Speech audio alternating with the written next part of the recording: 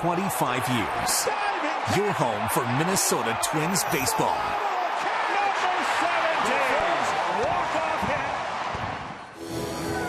It's a sight Twins fans have waited anxiously to see. Kyle Gibson makes his Major League debut next on Fox Sports North.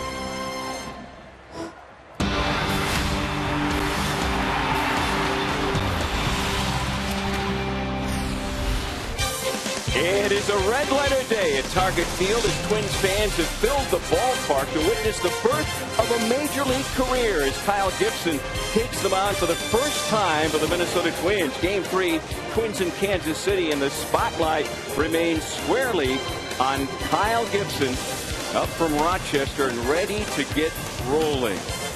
We welcome you back to Target Field. Tom Hanna and Ron Coomer. And today represents a number of things, the beginning for Kyle Gibson, but also a very exciting day for the Minnesota Twins, who have a pipeline full of prospects like Kyle Gibson. Great to see them coming up and producing. It definitely is, and this guy is one of the guys that, you know, in college baseball, he dominated at University of Missouri.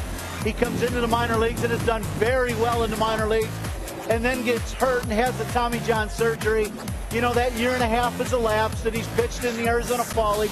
But this year, Tommy, here in the last few months, he's really dominated minor league baseball to the extreme. And it's, you know, we've all been waiting, and it's really exciting for the organization to get their first round pick here in Minnesota. Kyle Gibson takes the first steps of his Major League career, realizing a childhood dream in the process. Twins and Royals next on Fox Sports North.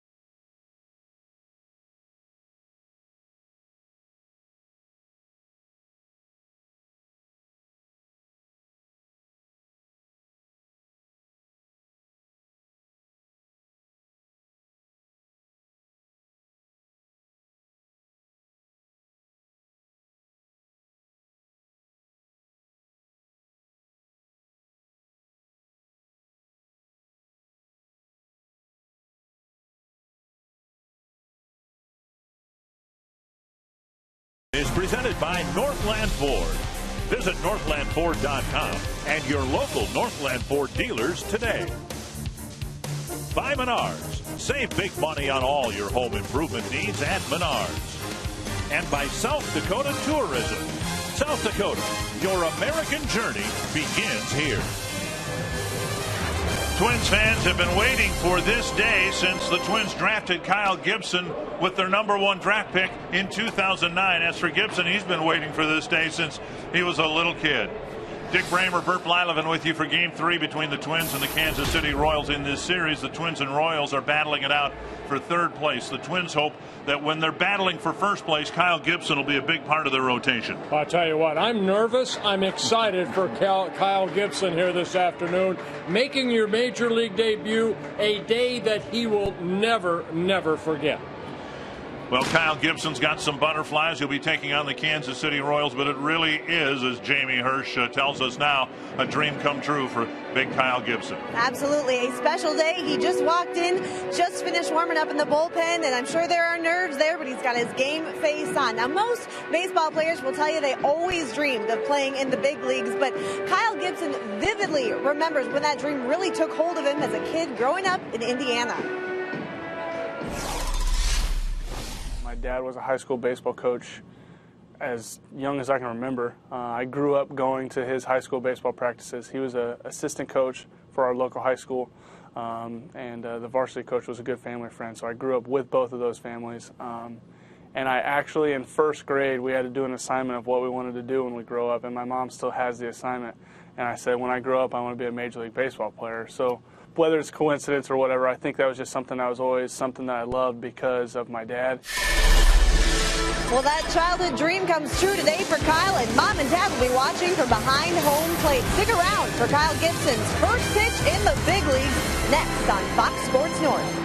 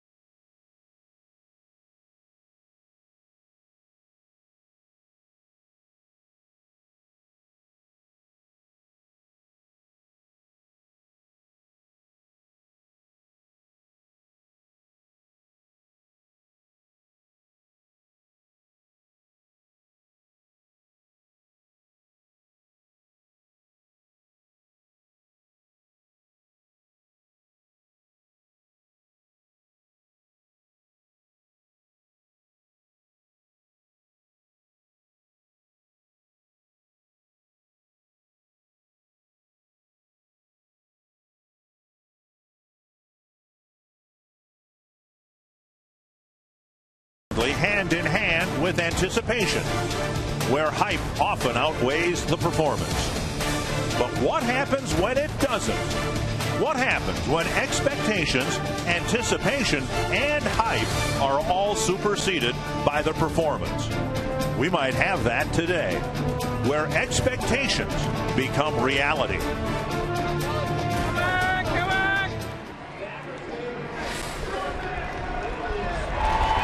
Just running from the dugout, to the mound is going to be, really exciting, and hopefully I don't trip because I'm probably not going to have a whole lot running through my head.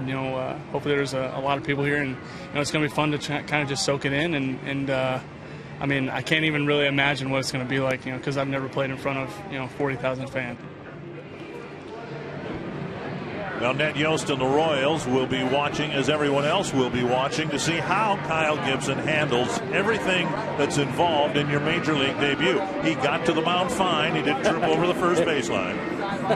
That's a good start. The Menards batting order for the Royals in Game 3. Alex Gordon leading off. Alcides Escobar, Eric Hosmer, Billy Butler, Salvador Perez, Mike Moustakas, Lorenzo Cain, Miguel Tejada, and Gerard Dyson. Well, what else more can be said about Kyle Gibson that we did in the pregame? I thought everybody really displayed and talked about Gibson. He himself kind of explained his excitement of being here, but really you look at, it's not something that he's a #1 pick and, okay, he's going to come up, but he's kind of earned it over his last 7 starts, 5-0 down in AAA with an ERA just over 2. So the organization feels like this is the right time for Kyle Gibson to make his major league debut, and we wish him nothing but the best up here in the booth. And the first major league hitter he'll face is Alex Gordon. You know, I'm nervous. I'm actually got goosebumps. I'm excited for this young man, and that's a good way to start. First pitch hit to the left field corner. Arcia with the catch near the line. That was easy. Good way to start. And Gibson talked in anticipation of retiring that first batter. And I think the best thing for me is just going to be gripping a fastball and hopefully throwing a strike on the first pitch. And you know, it's always a whole lot easier when you get 0-1 on the first hitter in a big game and not having to fight to throw that first strike. So that's going to be the goal, is hopefully throwing an early strike, and, you know, getting the first guy out would be nice, so that I can stay in the windup for as long as possible. Well, you accomplished that goal in 1 pitch. Here's Alcides Escobar. Fastball down the middle, a strike. And that's what we'll watch from Gibson, getting ahead in the count with the fastball. He has a good fastball, nasty slider, rated one of the best sliders in the Twins organization, along with a changeup. 6'6" frame. 3 pitches, 2 outs. Northland Ford defense for the Twins. You've already seen Arcia in left, Lee Thomas in center, Chris Parmalee in right, Carroll, Florimone, Dozier, Morneau, the infielders, Maurer behind the plate. Ryan Domit and Josh Willingham out of the lineup today, recovering from injuries suffered or tweaked in the game last night. Ron Culpa behind the plate, Tom Hallian, Phil Cuzzi, and Chris Guccione on the bases. 2 outs very quickly, and now Eric Hosmer.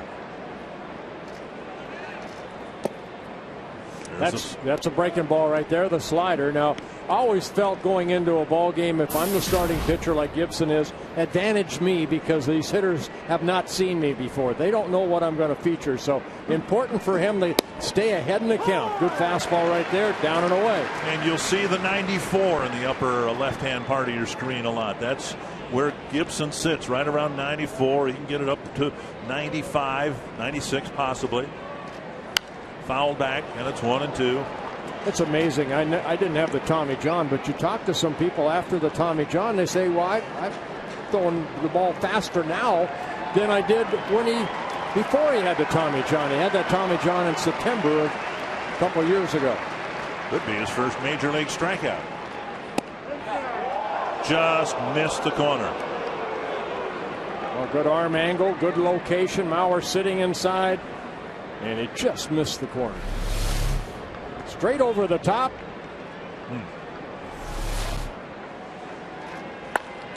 To the right field corner. Hard off the wall, and Hosmer will hold up with a single. So a 2-out single, and that'll get Butler to the plate. It's good to get that out of the way, too. Now for the stretch, or to the stretch, we'll see Gibson. Today's broadcast is on AFN, the American Forces Network, broadcasting to the U.S. Armed Forces, serving in 175 countries and aboard ships at sea. They're watching around the world in Iraq, Germany, Italy, Southwest Asia, South Korea, and Japan. We welcome all of you, and welcome those of you as well watching in the Kansas City area. Big viewing party at the Power and Light District. And we're happy you've joined the Twins telecast here on a cloudy Saturday afternoon. Yeah, God bless everybody serving our country. Strike one to Billy Butler. The scoring started last night by driving a blast over the center field fence with 2 men aboard in the first inning last night. one of 4 Kansas City home runs last night. He's done very well against Twins pitching over the last 16 ball games. He's gotten a hit in every ball game.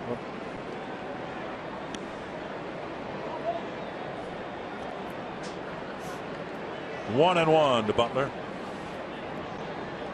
The thing about Butler, it's not just one hit. He had multi-hits. He had 3 hits in last night's ball game.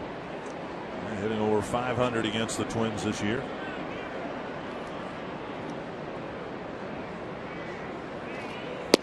There's the outside corner, 1-2. Gibson, 25 years old. The frame I mentioned, 6'6", about 210. Twins #1 pick in 2009, 22nd overall pick in that draft.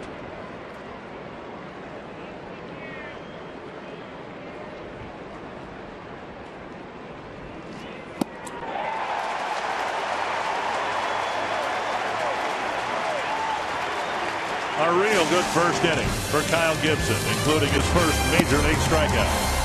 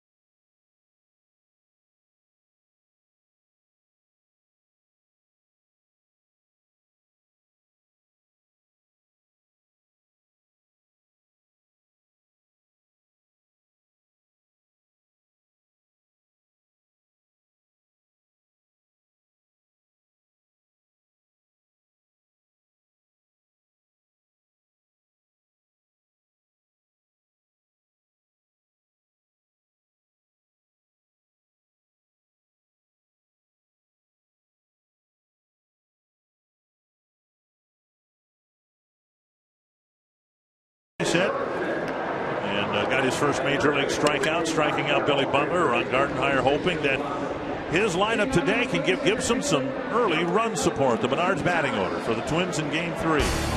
Clay Thomas in the leadoff spot. Brian Dozier, Joe Mauer, Justin Morneau, Trevor Plouffe, Oswaldo Arcia, Chris Parmalee, Jamie Carroll, and Pedro Floromo. And for the 3rd time this year, the offense will be facing Wade Davis. Davis 1-0 this year against the Twins. Twins have not scored off him in his 2 previous starts. Strike on the outside corner to Cleet Thomas, 1-1. There are the numbers on Davis, making his 16th start. That's poked to left. Playable for Gordon. 1 away. Northland 4 defense for the Royals. Really good left fielder, Alex Gordon. Very speedy center fielder, Gerard Dyson. Lorenzo King gets right field today.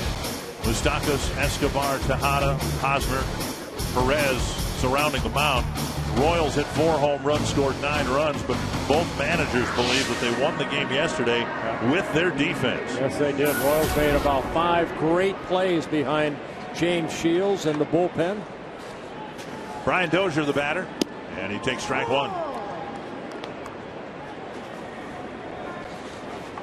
Both pitchers working very quickly. Down and in, 1-1. For Davis, he made his major league debut September 9th of 2009, a few months after the Twins drafted Kyle Gibson. Went 7 innings, gave up 3 hits, 1 earned run, 1 walk, 9 strikeouts. Left the ballgame with the lead. Bullpen had some issues, and he got a no decision, but it was an impressive major league debut for the Kansas City right-hander. Yeah, and then 2 starts later, got his first major league win on his first career shutout. The only shutout he's had at the major league level, when he beat the Orioles 3-0 on a on a 4-hit shutout in Baltimore. The Twins have seen him at his best. He's had some issues giving up a lot of hits. Falls behind Dozier here 3-1. And it's a 5-pitch walk, putting Dozier aboard. Some incredible plays last night with men on base for the Royals. Well, it started with Escobar going up the middle. That was a play that he made off the bat of Trevor Plouffe. Lowe made a great catch to right center. There's another play, nice play by Escobar. Moustakas, a nice grab. Right off the bat of Dozier. So yeah, nice plays all around by the Royals.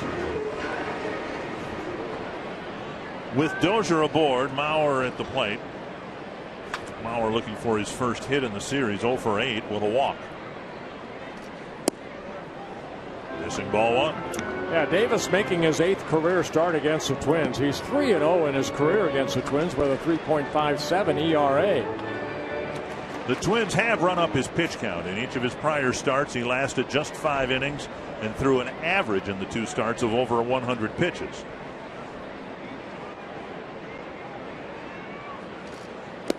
And now it's 2-0 to Mauer.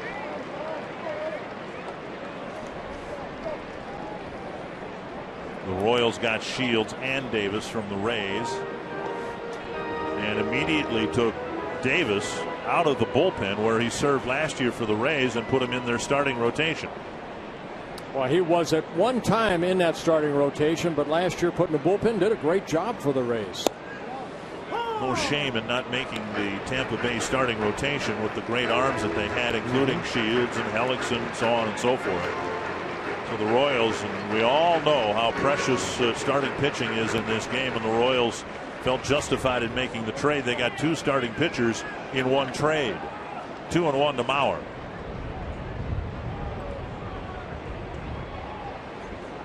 In the dirt, blocked predictably by Perez. Yeah, Davis not overpowering. He'll mix in that fastball in the upper 80s, maybe low 90s, but slider, curveball, changeup, all 4 pitches.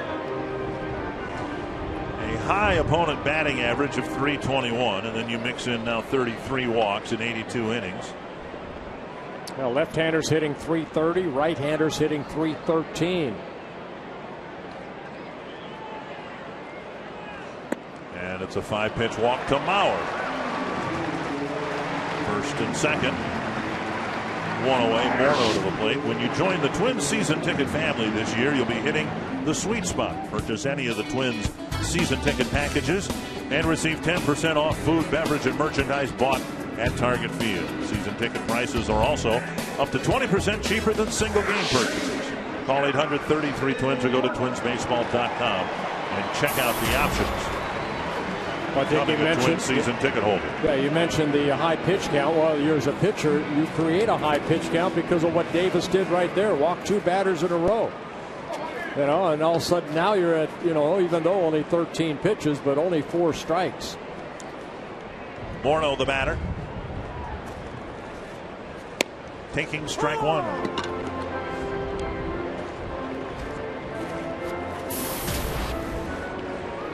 Team leader in runs batted in because he's done well in situations like this.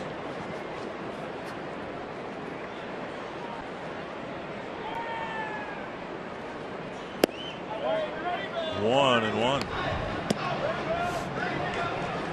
Well, Davis trying to keep that ball down, look for the double play. 13 double plays that he's been able to have played behind him. This being his 16th start.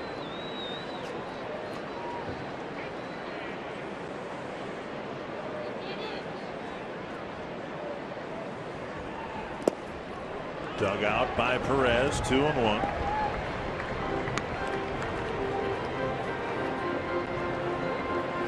Morneau with 4 hits in the series, 3 doubles.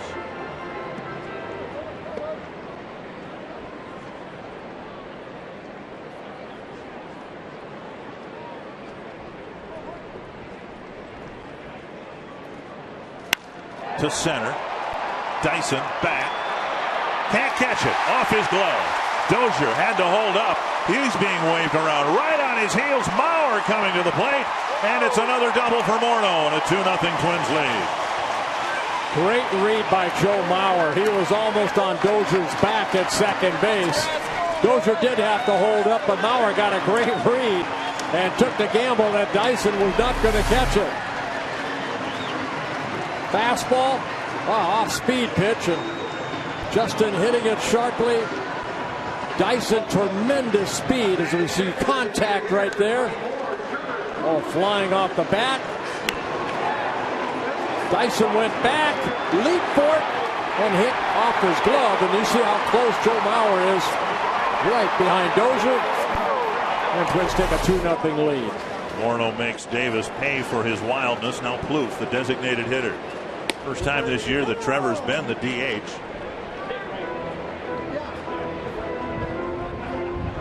One strike. Fourth double of the series for Morneau, and his fifth hit.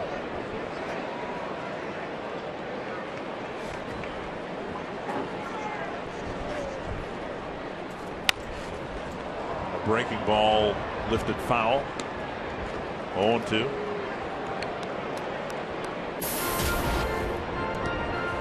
Ron Gardenhire saying Plouffe's been making the plays over there defensively. Just needed to get Jamie Carroll a start. So the veteran Carroll starting at third base. Ryan Doman still nursing a tender ankle. Josh Willingham tweaked his knee during the game last night. Off the plate 1-2. I think what's been most impressive for Trevor Plouffe is his at-bats. He seems to be really under control now at bat. You know, currently on a 10-game hitting streak. Second time this season he's been on that type of hitting streak, but seems to have a lot of patience, waiting for that one certain pitch that he can drive. Not over anxious. So even that take right there, that's a good take. That pitch just missed away. During the 10-game hitting streak, hitting right at 300, driving in some runs.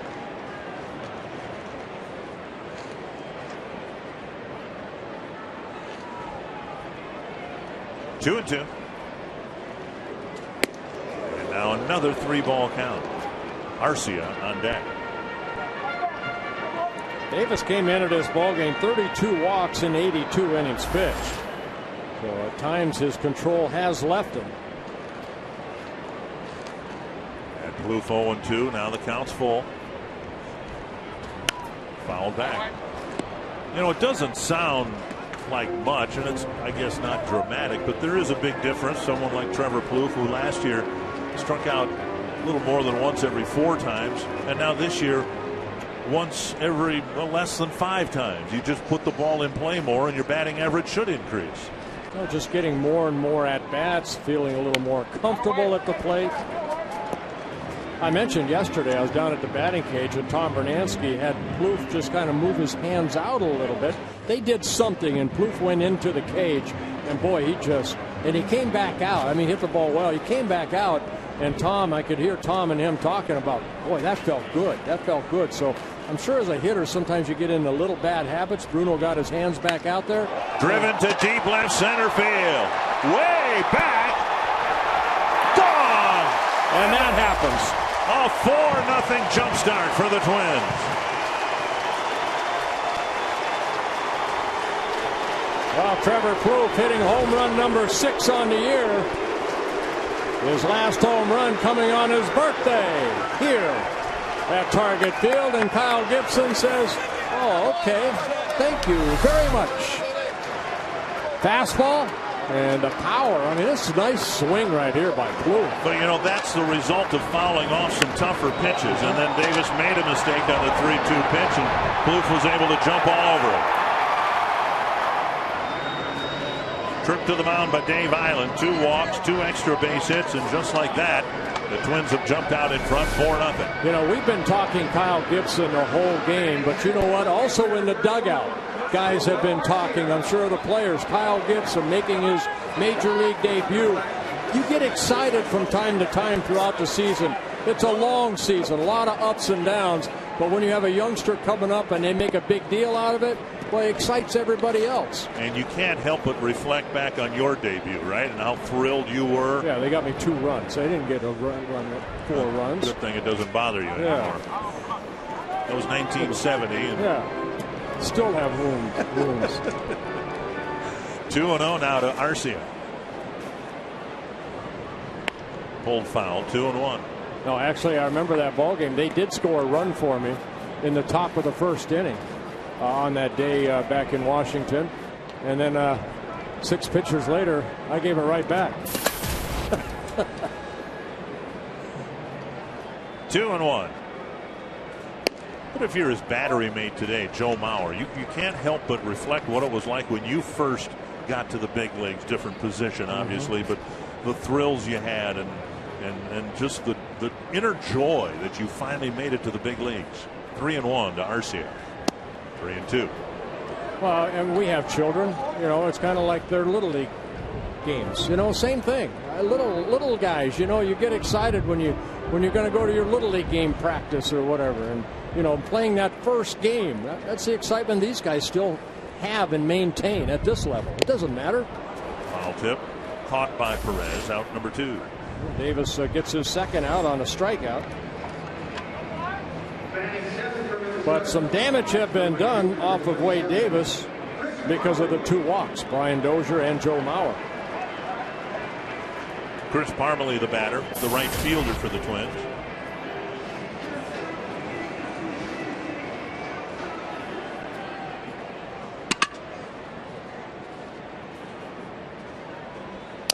Ouch. Fouled it off his leg and cracked his bat. 1 strike. We talked about this last night. The Royals had Davis ahead of Shields in their rotation. And in advance of this 4-game series, they decided to flip them around, let Shields pitch on his normal day, which was yesterday, push Davis back, and that way they get an extra start from Shields before the All-Star break. Yeah, they figured Shields will get 4 more starts before the All-Star break. He'll pitch on that final Sunday before the All-Star game is being played in New York. 1 strike. Not to make excuses, but that wouldn't impact Shields at all. He still goes on his 5th day, but it would impact Davis a little bit. He's, instead of going on the 5 days rest, he's going on 6 days rest. Yeah. 2-1. Well, that's what happens when you are the 3rd or 4th or 5th starter. You get pushed back because of the horses. You got to make sure that you get Shields and Santana and Guthrie, the mainstays in that rotation, that they're out there every 5th day. 3-1. That's the only way the Royals are going to get back in. They have tremendous pitching staff. If their offense heats up a little bit, you know, they should hopefully after the All-Star break. I know Ned Yost has talked about that. You know, after the break, they're already looking forward to that, to have a strong finish. 3-2 to Parmalee. I know you got a ways to go yet, but that's that positive thought that they're trying to instill in these young kids, young talented kids with the Royals. And you see it every year. If you've got good starting pitching, you've always got a chance to have a good second half. Right. Full count to Parmalee. Fouled back. Already a whopping 37 pitches for Wade Davis in the 1st inning.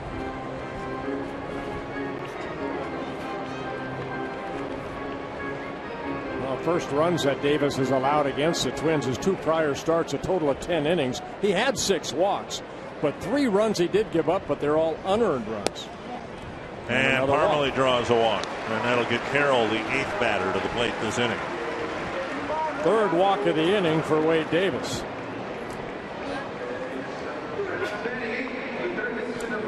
And I would imagine Ned Yost and Dave Island, in setting Davis up for the start with the extra rest, had him throw an extra bullpen session and all that. Yeah, you know what you have to do as a pitcher to get ready for a start. You know, if you have that extra day, you map it out. Here's Carroll. And a fastball, strike 1.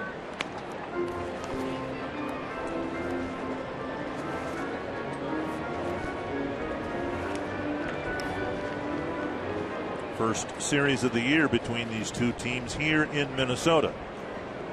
The Royals have won 6 of the 8 games so far. Another strike, 0-2. Yeah, we don't follow the Royals as much, but just watching Davis, looks like he's forcing that ball. That fastball used to be at 91 to 93 range, but topped out, I think, at 89 so far. It looks like he's pushing that ball a little bit. Maybe some shoulder issues. 2 strikes to Carroll. Even a breaking ball doesn't look as sharp. One just kind of spun up there. 1 and 2.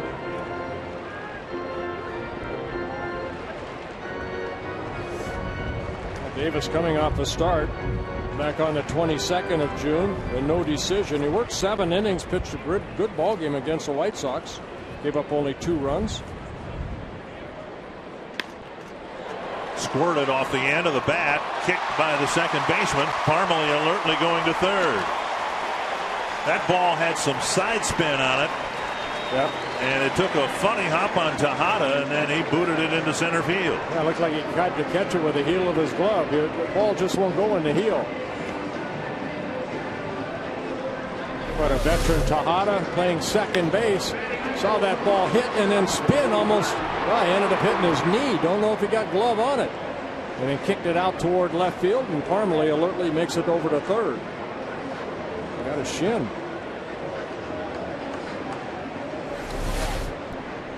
The 9th batter this inning, Pedro Florimon. Big sacrifice fly in the game Thursday night. Had maybe a 3-run double taken away by David Lowe in the right field corner last night. Well, they give Carroll a base hit on that. All right. I would probably rule it a hit and an error to allow Parmalee to go to third base. 1-0 to Florimon. And now a strike. Davis, who didn't give up anything to the Twins in his 2 prior starts, but was taken out after 5 innings largely because of the pitch count, will be hard pressed to complete 5 innings here today for a number of reasons. One of them, this is his 45th pitch of the first inning. Florimon swings through it, 1-2. That's the pitch right there that Tom Bernansky wants Florimon to lay off of, that high fastball. He's trying to get that. He said concentrate on everything from the thigh down. That pitch right there is giving Florimon some trouble. That high fastball. Boy, if you get it down though, he's got quick hands, quick wrists. Inside, around the hands, 2-2. Yeah, that fastball at 91 clocked here.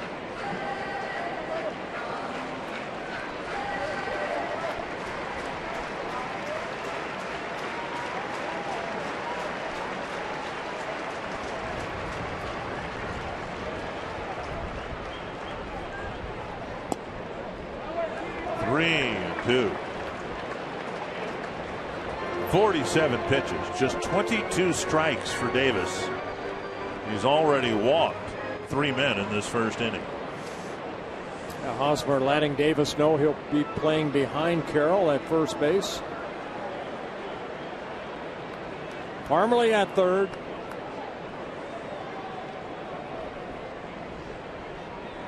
Carroll goes, and the pitch fouled back. Can't remember the last time I saw a pitcher throw 50 pitches in the first inning. P.J. Walters almost did that in Cleveland, number 46, but only 18 were strikes. Carroll goes again, and the pitch hit to center, and that ball lands in front of Dyson. Another run scores. Florimon with an RBI single, and the Twins will send 10 men to the plate in the first. Carroll to third, Florimon with an RBI single. Florimon needs more and more of those type of at-bats. He worked the count, fouled off a 3-2 pitch. Davis came back with another pitch. He just hit it softly in front of Dyson. Dyson tried to make a shoestring catch, caught it on that first hop. And again, Gibson saying, boy, this is easy up here so far. Thanks for the run support. Thought Dyson with his speed might be able to cut this one off, but it landed at his feet. Royals have a left-hander. Looks like Will Smith warming up down in the bullpen here in the first inning. Runners on the corners. Thomas hit a fly ball to left. The third pitch of the inning for the first out. A swinging strike. There's Smith. Pitched in relief here Thursday night.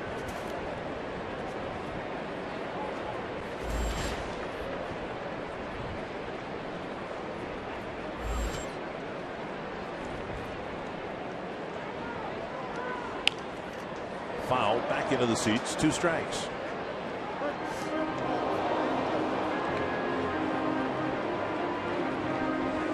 A good crowd here at Target Field.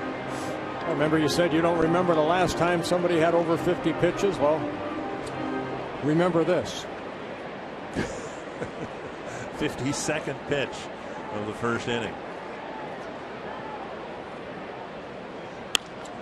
On the left field line, angling toward the seats, and Gordon slams on the brakes. If it could have been caught, Gordon would have caught it. And at 5 rows back.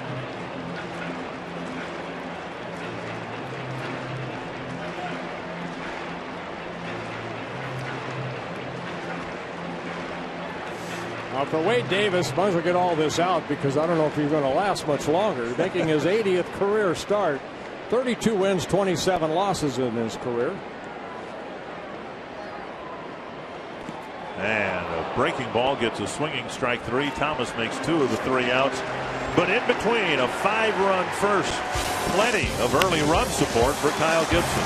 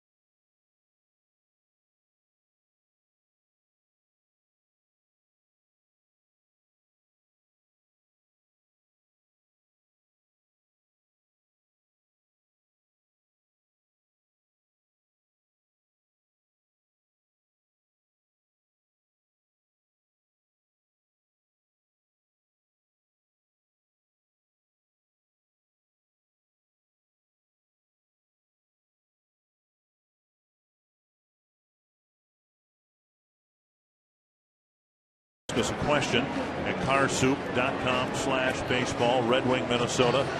They make great boots there, great pots. And our question of the day on everybody's mind: what would you, Bert Blyleven, consider a good start for Kyle Gibson today? This from Josh in Red Wing. Well, I'd like to see my quality start out of Kyle Gibson. My quality start is 7 innings and 2 earned runs or less.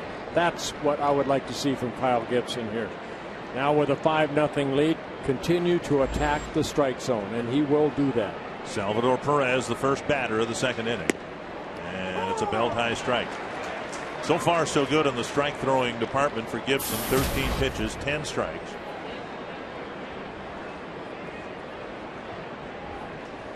Pulled foul, 2 strikes. It's no different at this level than the minor league level. If you look at their numbers don't lie. Gibson in the minor leagues pitched almost 400 or 370 innings, walked 100 batters. So that's about 2 to 3 walks per 9 innings. So he does attack the strike zone. 330 strikeouts, and he's already picked up his 2nd major league strikeout. Good breaking ball. And Perez goes down on 3 strikes on 3 pitches. This is a slider. Good location, ahead in the count. Keep it down. Good arm angle. Good tight rotation. There's a slow-mo of the arm coming through.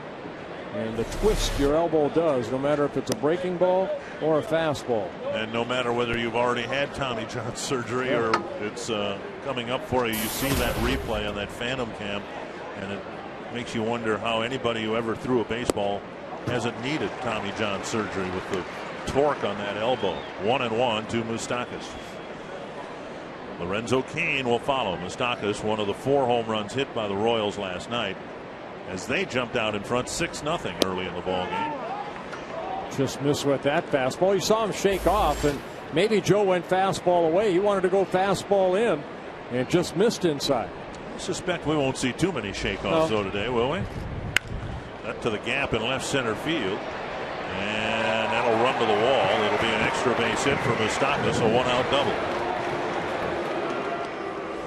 I remember my first major league game. George Meadowall was my catcher, and I didn't shake him off at all because I was told by Marv Grissom, the pitching coach, just go with what George calls.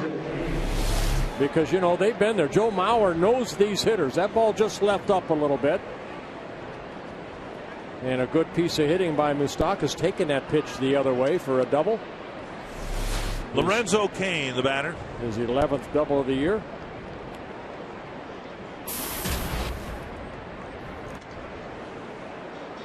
Cain with a couple of doubles in the series.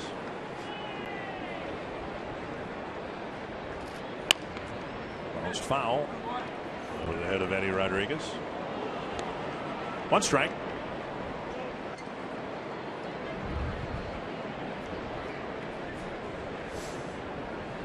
"20 pitches so far, 15 strikes for Kyle Gibson."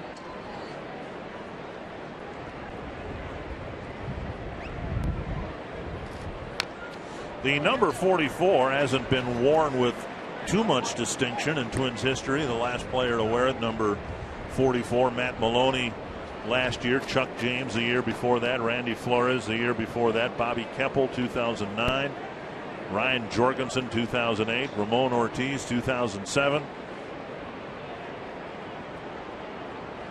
Kenny Landreau wore it in 1979 and 80. He might be the most notable player to wear number 44, and a called third strike to Lorenzo Cain. All 3 pitches inside. Cain fouled off a couple. And Cain, as he walks away, kind of looks at home plate umpire Ron Kopel. But a fastball in. Ooh, okay. Gotta love his strike zone. And no wonder Cain looked back. Chili Davis, of course, also wore number 44 in his 2 years with the Twins. Here's Miguel Tejada.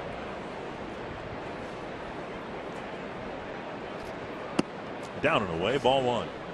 Dozen pitches for Gibson in the first inning, and 11 so far here in the second.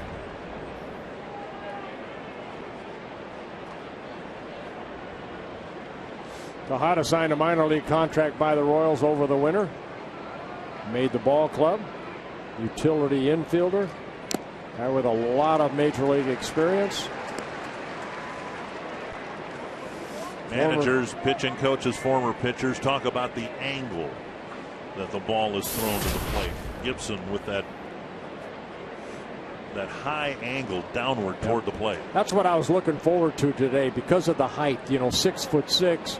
I saw him only pitch once in spring training, but I remember the angle that you can generate and create from that 6'6" frame. But you have to stay back. You can't rush, or that arm has a tendency to drop. But so far, so good. Keeping his balance, getting on top of that baseball, and creating that downward plane. Driven to right, hanging in the air for Parmalee, who hardly has to move. Another scoreless inning for Kyle Gibson. Couple of strikeouts along the way, and an early 5-0 lead.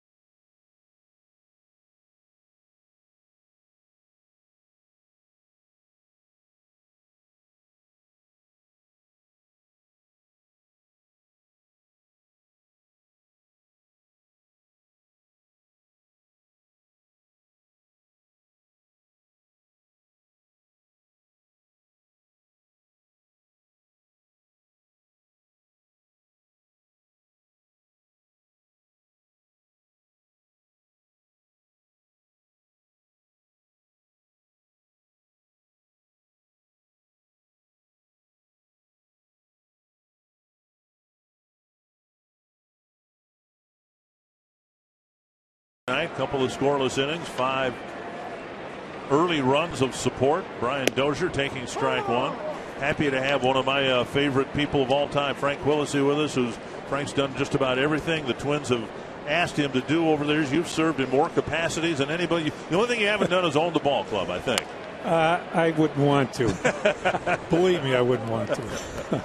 Frank, it's great to see you. You're a picture of health, and we're happy to say that, because we know that health has been a bit of an issue for you over the last few years. Well, it was because the high blood pressure kind of masked what was going on with my kidney.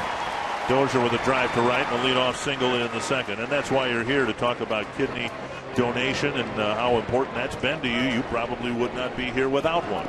You bet. You bet. It was something. I was fortunate to have a wonderful little lady whose husband had 3 transplants and have been good friends of ours. And I asked her when she gave me her kidney, I says, "Why did you do this?" She says, "Because I wanted to be a kidney family." And I mean, she says, "God love you." Yeah. And it was just terrific. And thank the Twins and you guys for allowing me to come up here and talk about it, because it's something that people with high blood pressure actually should be aware that sometimes this is what's causing it. What can you do? What can people out there, what can the viewers do to be a donator?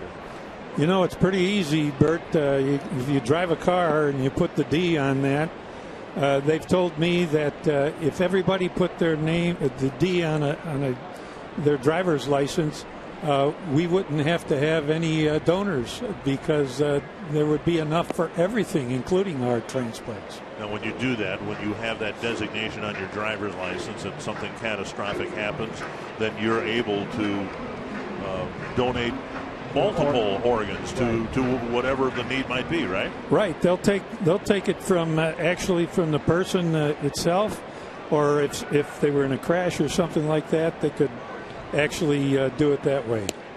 Mauer takes ball 3, and the last thing Davis needs is to back up that horrible first inning with another tough one here in the second. Now, Frank, when did you get your kidney transplant? It was a year on the 14th of May. That was my birthday present, because my birthday's on the 11th of May, and so it was just a terrific experience with the people I worked with kidney specialists. And we're so fortunate here. We have 3 of the biggest and best places for kidney transplant, and that's the University, Hennepin County, and Abbott Northwestern. It's terrific. And then the Mayo. It's a wonderful situation to be in if you're going to have it that way. 3-2 now to Mauer. I spoke to you yesterday, and you were at the Mayo, so everything turned out good? Well, I go to the Mayo for Barry Karen. Dr. Karen. Dr. Yes. Karen, who comes to the fantasy camp. And so we're just going in for an overall testing and that kind of stuff, including the kidney, that kind of thing, just to make sure we're covering all the bases. They checked your hearing, too? Never. Dozier takes off, and Mauer drives it foul down the left field line. When did your kidney problems start manifesting themselves, and how? You know what, Dick? It was with the blood pressure. It killed the first kidney, and that was going on. And, of course, one kidney can help you, and you don't even realize it. They're working on the blood, the heart, and then it was attacked by the other one. And that took a while, because we watched it for about a year and a half, and then I'm working with 25%. Ball 4, 25% kidney fund. Yeah. So it's I always when I talk with people, there's 91,000 people in this country that are needing transplants, and I think the biggest thing is to be aware of your health and get together with your doctors and look at it all. I always tell them creatinine is an indication when it starts going up. 1.1 maybe is about good. Mine was close to 8 at the end, and I either had to have dialysis or get somebody to give me one. Ball one to Justin. Now, you Moore. say you're at 25%. Is this coming now with a new kidney? I mean, you're fine now, right? Yeah, the new one, though, is because there's something called a BK virus. And it happens occasionally, and it hit mine. We did everything we could, and it's bit down. And my doctor says you can live just as good as on the 25%. So, well, you've lived good your whole life. And you, like Dick said, you've represented to me the Twins organization as anybody that's ever wore a uniform, that ever managed, that ever did radio, that ever did anything to help out this ball club. You know what? I love the Twins. I love what's going on now. Their stadium is unbelievable, and it was great. It was like a family, and it's still like a family. And you guys being in the in a booth, I mean, it really is a thrill. I watch you guys, and then I listen to the guys, Danny, and the guys, and I get a thrill every time I listen to a ball game.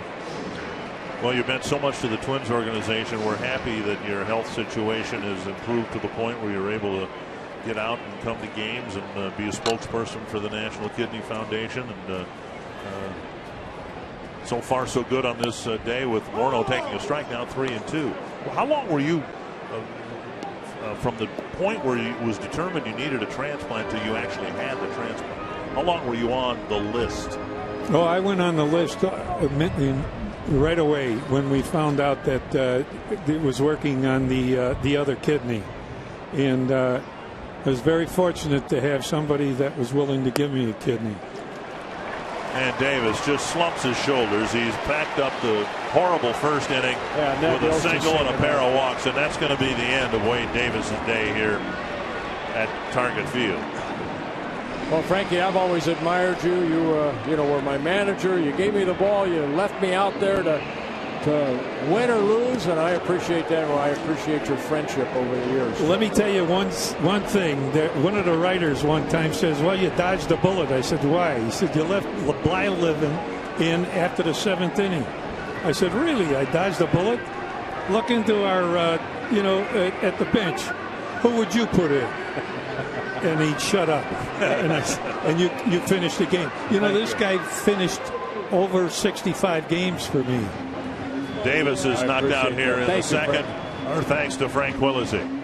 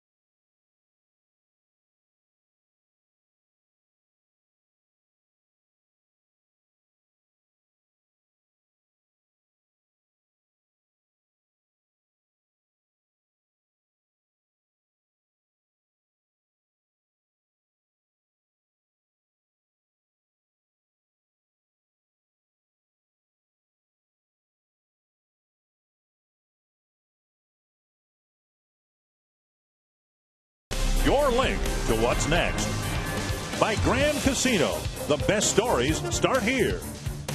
And by Sanford Orthopedics and Sports Medicine, for the everyday competitor in all of us.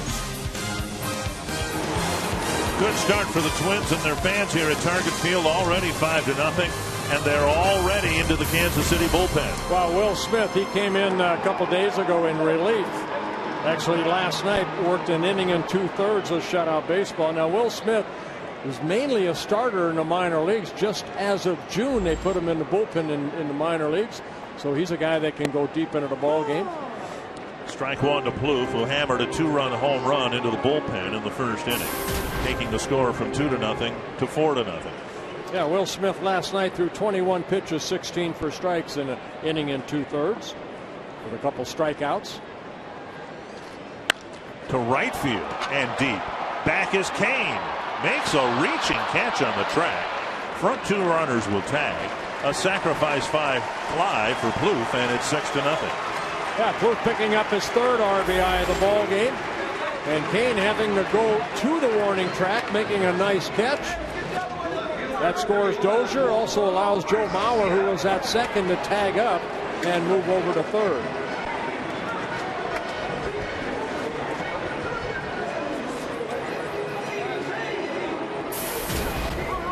Oswaldo Arcia struck out in the first inning against Davis. Now facing the lefty Smith.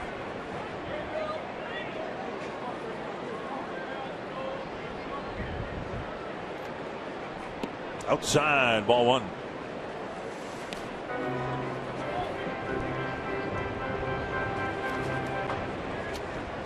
Twins with 6 runs on 5 hits. They've taken 5 walks.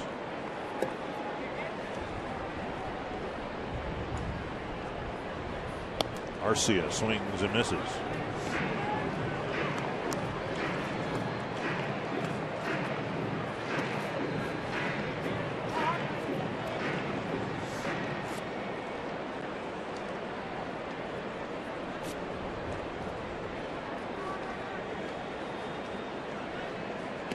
Breaking ball down and away, 2-1. Wade Davis, the closest thing we've seen to a P.J. Walters start, the type he had in Cleveland, from the other side. Retire a batter in the second inning. 1 inning pitched, and so far 6 earned runs. He is responsible. Davis is, for Mauer and Morneau still on the bases. Yeah, shortest outing of the year, of course, for Wade Davis. Davis has been pretty good lately for the Royals. 2-2 to Oswaldo Arcia. Up the middle, back to Smith. And he starts a 1-6-3 double play. Keeping the damage to a minimum. Just 1 for the Twins in the second.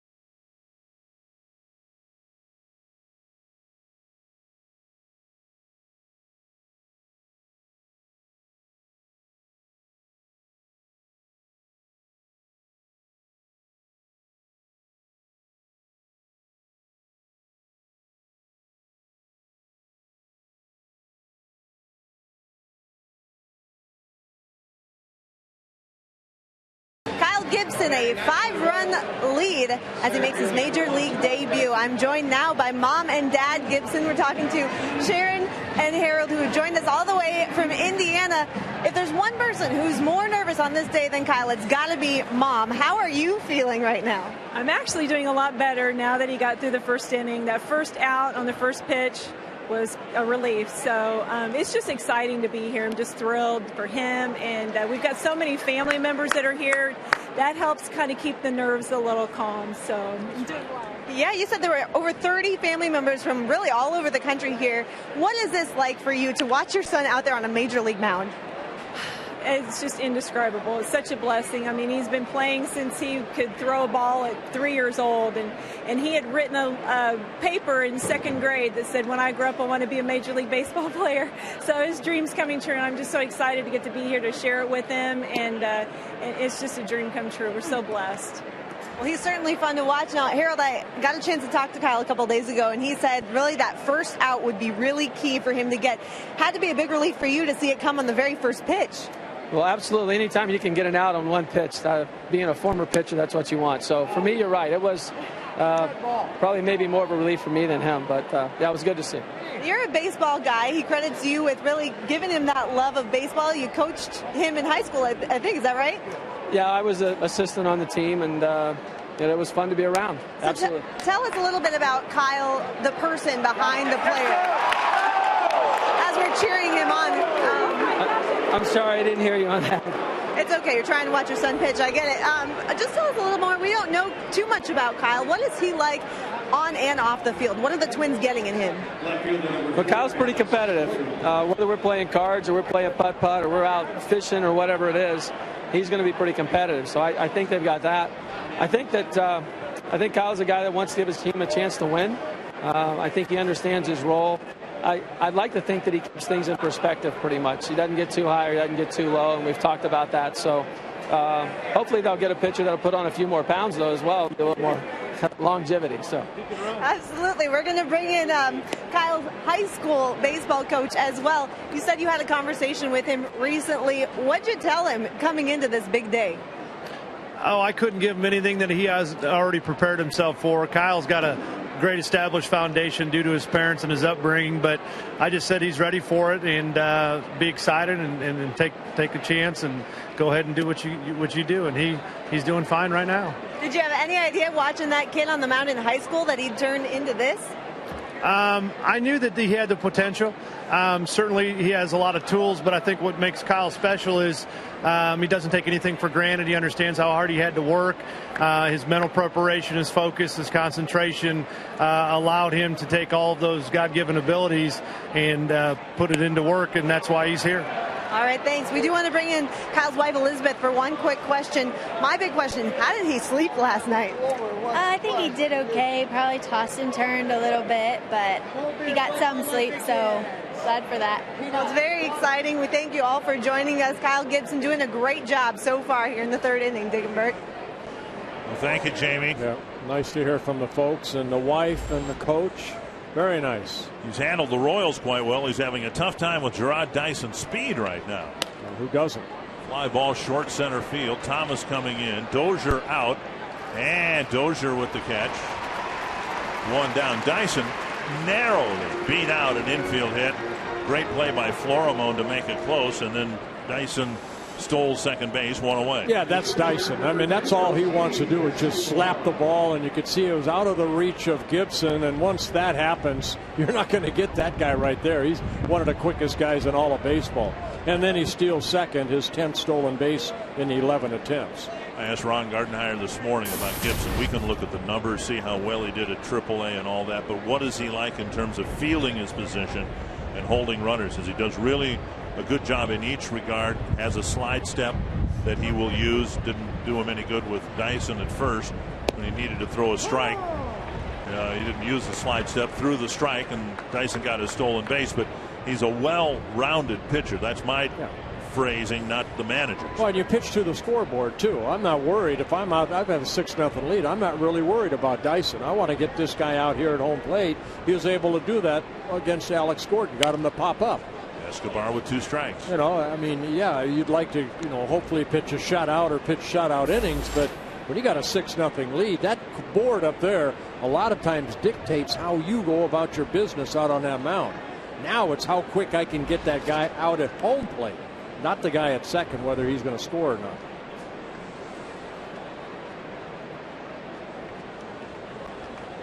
Two strikes to Escobar.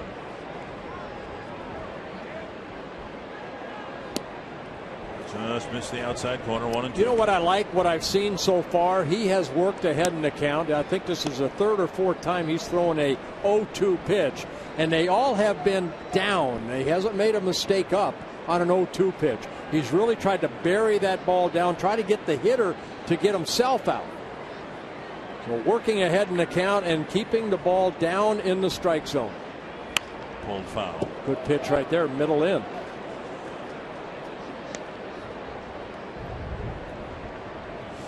Well, we've seen that four-seam fastball pretty straight. This is a two-seamer. You see it kind of run back in on those right-handed hitters. A little bit of that dive into almost you utilize the seams of the ball to rotate that ball to where it moves in on a right-handed hitter. Of course, as the lefty's up, it would sink down and away. Headed up the middle and through for a hit. Dyson around third. He'll score. And Escobar with an RBI hit drives in the first run against Kyle Gibson. That's pretty good hitting right there by Escobar. That's pretty good slider down and away, and Escobar just went down and hit it right back up the middle. Again, look at the angle, and that ball down, which creates a ground ball, but this one right up the middle. Not much you can do about that. Tip your hat and move on.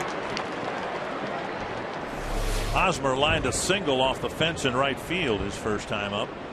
Last night, the Royals had a 6-0 lead, and the Twins were never able to come back, but they did make some noise. And now the Royals trying to make a little noise here in the top of the third. Swing and a miss. A hefty swing by Hosmer, who seems to be swinging the bat a lot more confidently than he did earlier in the year. That's that two-seamer. You saw the movement of that. Hosmer probably missed that by 5 or 6 inches because of that good sink. You keep it down there, hopefully you'll get another ground ball out, hopefully maybe a double play. Hosmer does have that uppercut swing. And so we'll see with Escobar at first. Gibson's willingness and ability to hold runners on. Yeah, Escobar 11 for 11 in stolen base attempts. And the Royals have 61 stolen bases now on the year. Twins have only 23. Off the mound and into center field. 3 singles for the Royals quickly here in the third. And Hosmer stung the ball twice against Gibson this afternoon.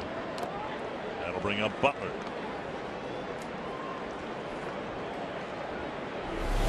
Well, you get ground balls, but right now they're just hitting it right back up the middle.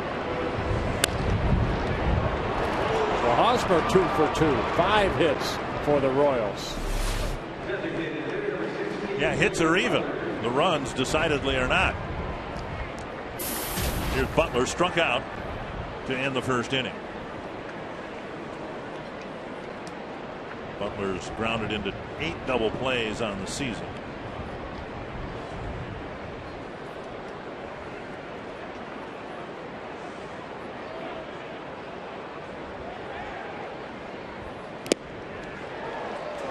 Speed pitch, and Butler swings through it, 1 strike. He took something off that breaking ball right there. Good pitch.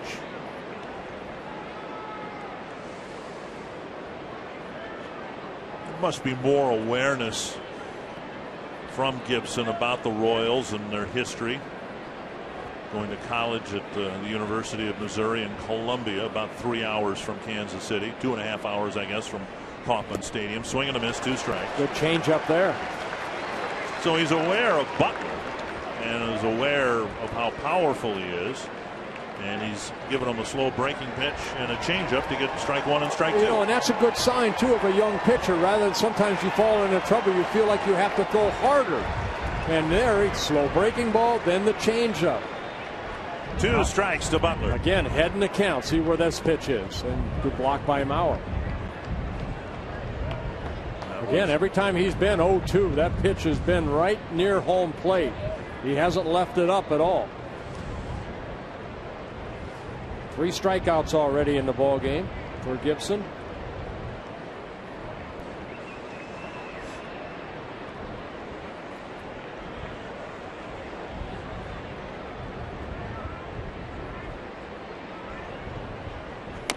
Chopped foul. Still 1-2. Butler at his 6th home run of the year last night with 2 men aboard. Twins have had a tough time getting him out.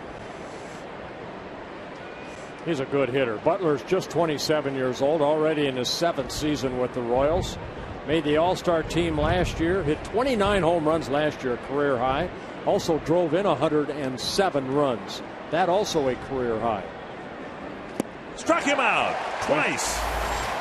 Went back inside again, the same place he struck him out in his first at-bat to end the first inning. Good fastball, down and in, that 2-seamer. And Butler swinging through it. So Gibson picks up his 4th strikeout. Butler came into the game 14 for 27 against Twins pitching, and Gibson has struck him out in back-to-back at-bats. Here is Salvador Perez. Perez struck out on 3 pitches to start the 2nd inning.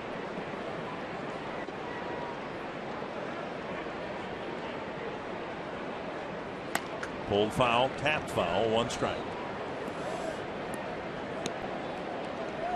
Ultimately, what happens today doesn't matter for Gibson.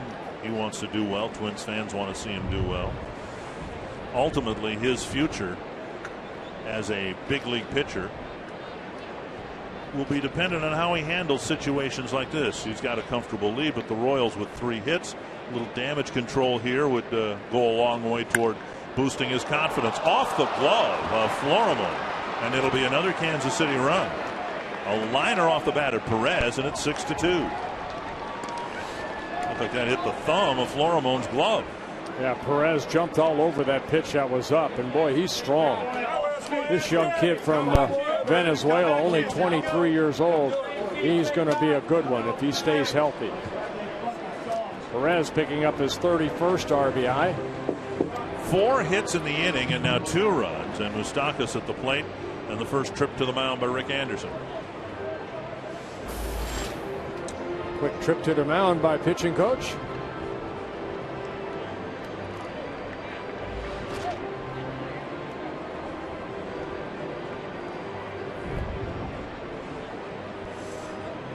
Twelve pitches needed in the first, 13 in the second. So far, 18 pitches here in the third.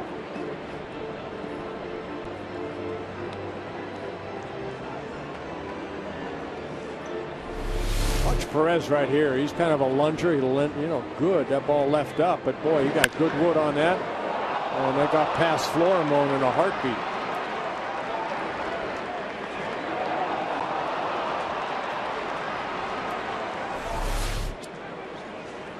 A 4-run lead, 2 runners on, 2 outs. Moustakas at the plate. Doubled to the left center field gap his first time up.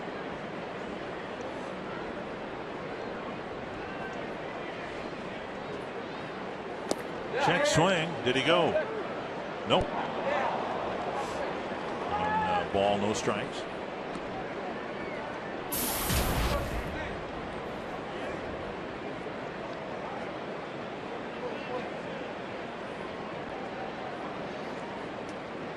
Plenty of hits for the Royals here through 2 2/3 innings. This is the first inning where they've gotten a leadoff hit.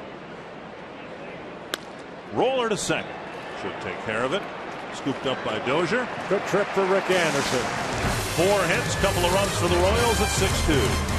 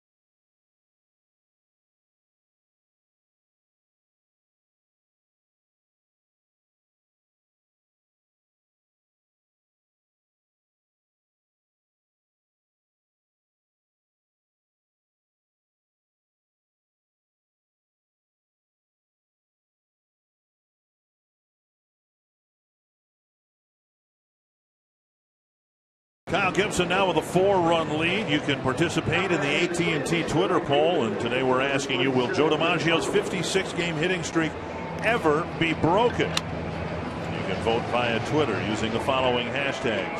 Hashtag 57 yes, hashtag 57 no. I'm guessing that if it is broken, it will be broken in Baltimore, where they have the softest official scoring I have ever seen in my life. Chris Parmelee takes strike one from Will Smith. Parmelee, Carroll, and Florimon. After 2 were out in the first inning, they all 3 reached 1-1. Parmelee walked and scored. Carroll singled, Florimon singled. The Twins were able to add another run after the Plouffe home run.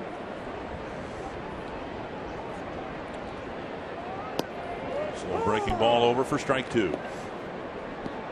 Yeah, Smith, good size, 6'5", about 240. Does a good job of staying back. He made a spot start earlier this year, part of a doubleheader where he came up, made a start, sent back down.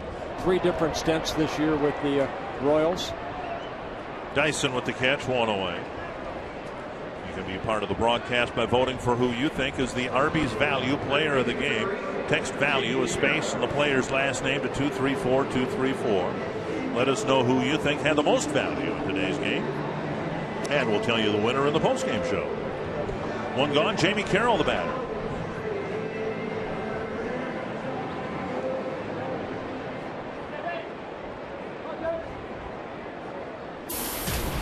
Carroll, a base hit up the middle in his first at bat. That's the one that kind of ricocheted off of Tejada and then ended up into center field, allowed Parmelee to go to third base. 1 strike. Pass. Moustakas. Carroll has another hit. He'll run on Gordon, and he'll try for a double, and he is out. Alex Gordon with another assist. Not many players choose that option anymore. He's got an outstanding and accurate arm in left field. That's how he got to that ball so quickly and then got rid of it. Now, of course, he's going to play that ball off that wall, that little 3-foot wall down the left field line. Moustakas dives for it, gets by him, and you see Gordon hustling over there, getting there before he can get it to that corner, and a one-hop throw. Tejada, nice pick of that little low throw, and able to get Carroll out at second. Florimon takes a strike with the bases empty and 2 down. So the Royals defense again trying to keep them in this game. Smith started a nice 1-6-3 double play to get the Royals off the field in the second, allowing just the 1 run that inning. And now Gordon, 2-time Gold Glove Award winner in left, comes up with a good throw for out number 2. Drive to right center, and Dyson backpedals, makes the catch on the warning track. Florimon with solid contact, but Twins send just 3 to the plate in the third.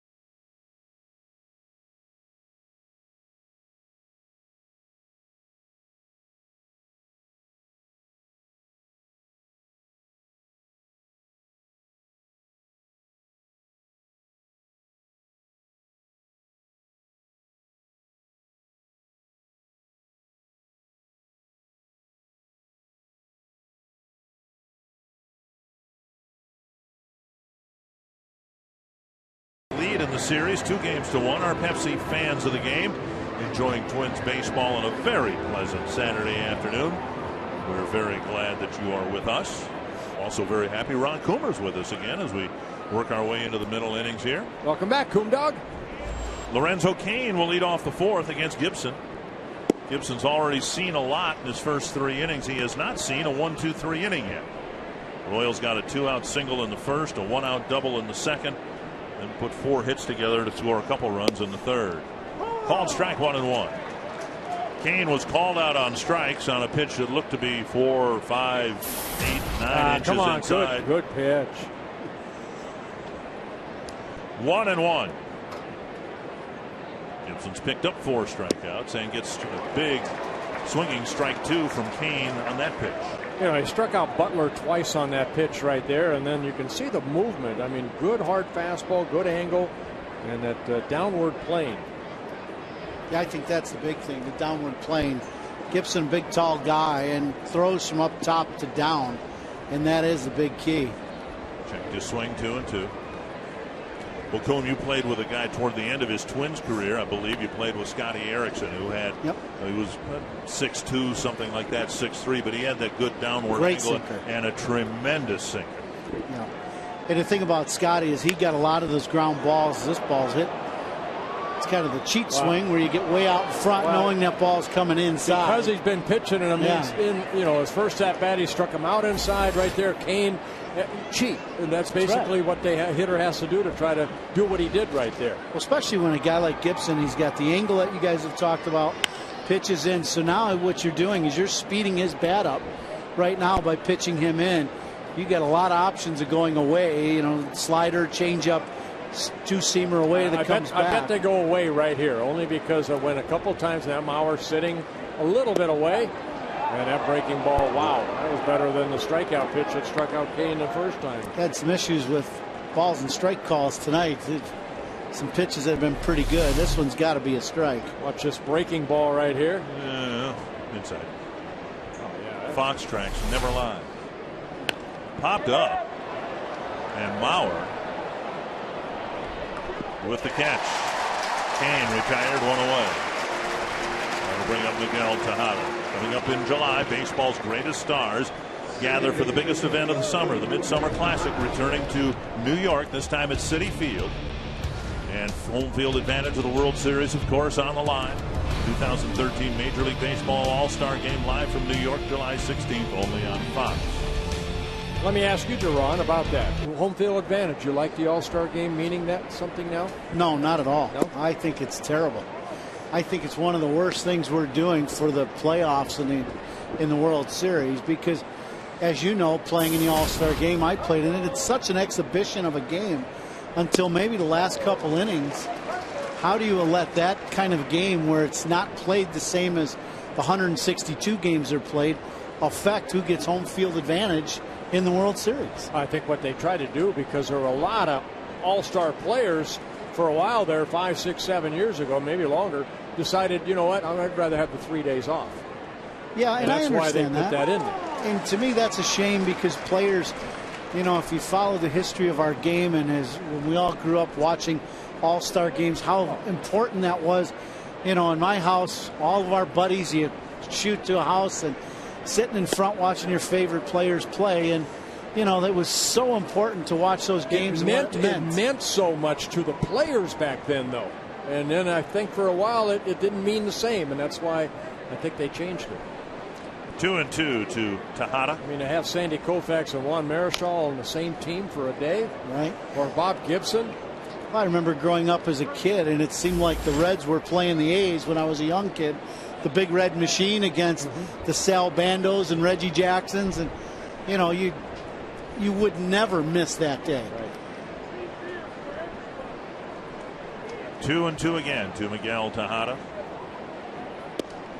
Missing inside, 3-2. I'm looking for the All-Star Game to be here in 2014. It'll be fun. Dick, you're a historian of the game. What do you think about that? I just feel it's too much of an exhibition to have that much control over what happens in the World Series.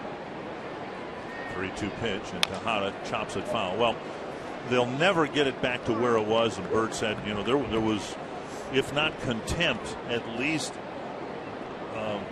opposition to the other league. You know, I mean, you didn't play each other in interleague play. You only met in the World Series. And this was the one time in the middle of the season where you could, if you were an American League fan, hope your team, your league, was better than the other league. Can't go back to that anymore. It's impossible. Another 3-2 pitch. Here's the folly of where we're at now.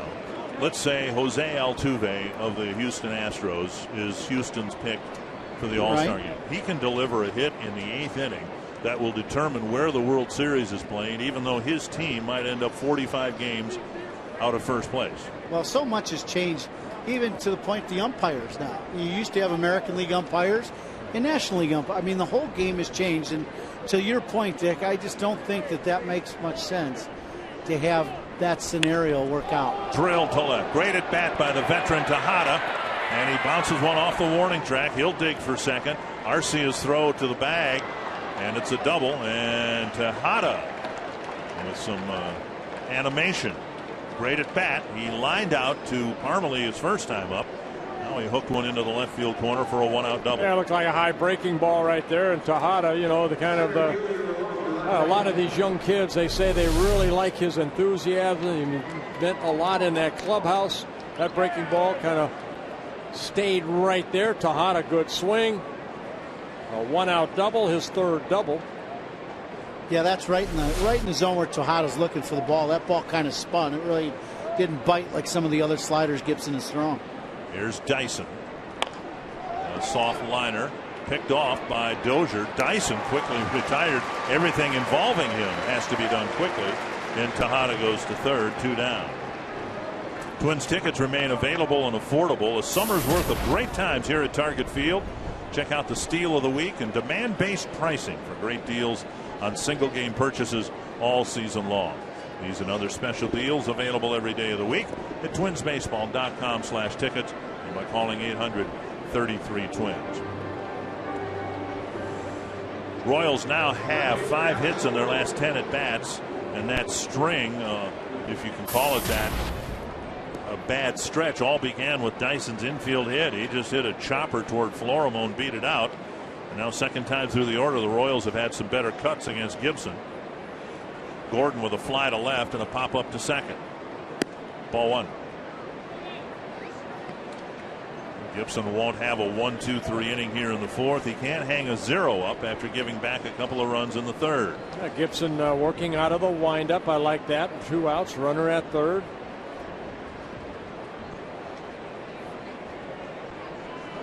Chopper right side should end matters.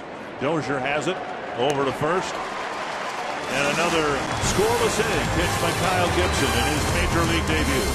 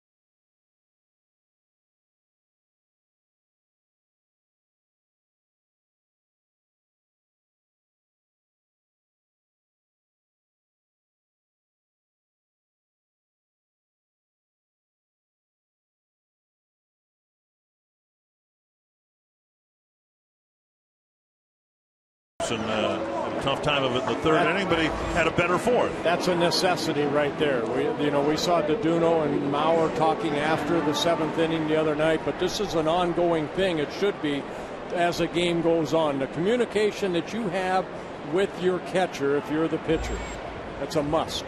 Lee Thomas, first pitch, drives it into right field. A sharp single leading off the Twins fourth.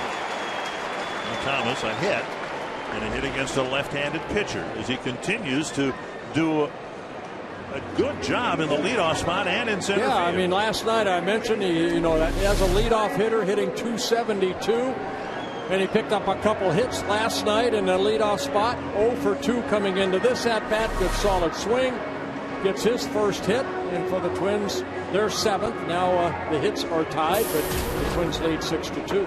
Thomas hitting in the low 200s against left-handed pitching, but what he has done by just giving the Twins some representative play out there in the leadoff spot, he's lessened the urgency to get Aaron Hicks back here right away. The Twins have up to 20 days on a rehab assignment to let Hicks go down there and get some time. Not suggesting they're going to use the full 3 weeks, but remember, Aaron Hicks never played a game in AAA before this year. I've been impressed with Thomas's play in center field also. Well, they've got him picked off here. And Hosmer's throw just barely got him. Well, the Twins had some interest in Thomas moving up to second base, but he got picked off first. Yeah, Will Smith, of course, a left-handed pitcher. You can kind of hesitate your leg as it comes up, that right leg. And Thomas going on first movement was picked off. Dozier swings and misses, 2 strikes. See him just step over, and then a quick throw and a quick tag by Escobar for the first out. Inside, Dozier with a walk and a single and 2 runs scored.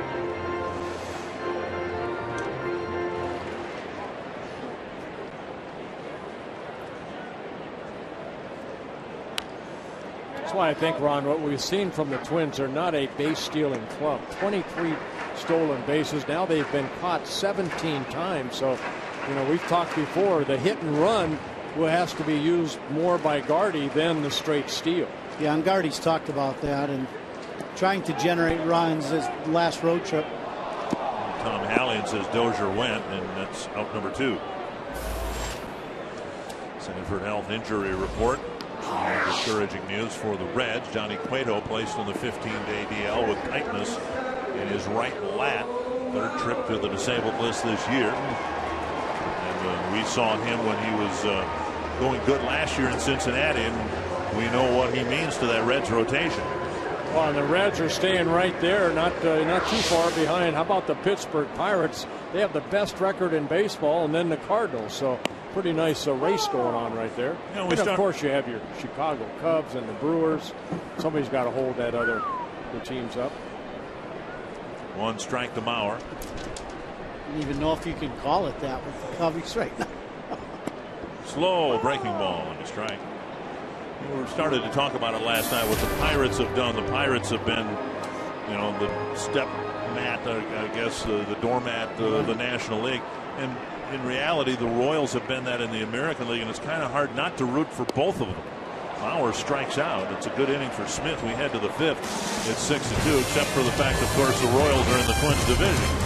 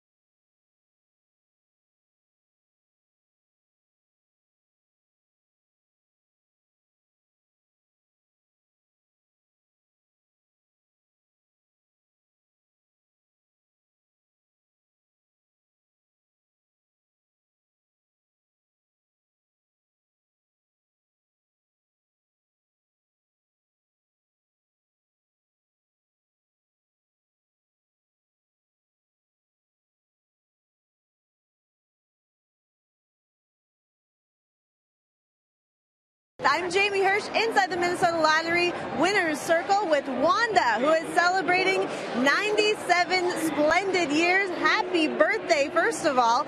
You've seen a lot of Twins baseball, but who is your favorite Twins player of all time? Well, I have to truthfully say it's Bert Blyleven. How about that? You know, I watched him for years, and I'm still a Twins fan and will be for a long time, I hope. Oh, I hope so too. Thank you so much for spending your birthday here. It's so wonderful to meet you. They've got a picture of Bert as a player on her sign. We're going to give you $100 worth of Minnesota Lottery tickets for your birthday. Oh, well, thank you very much. I'm happy that I'm here. We are happy to have you. Dick and Bert, we'll send it back to you. Oh, that's awesome. That is awesome. Nice job, Jamie. You are hereby circled, young lady. Gibson gets ahead of Escobar quickly, 0-2. Well, behind a lot of hitters the last couple innings and paid the price. Pulled foul. Still 2 strikes.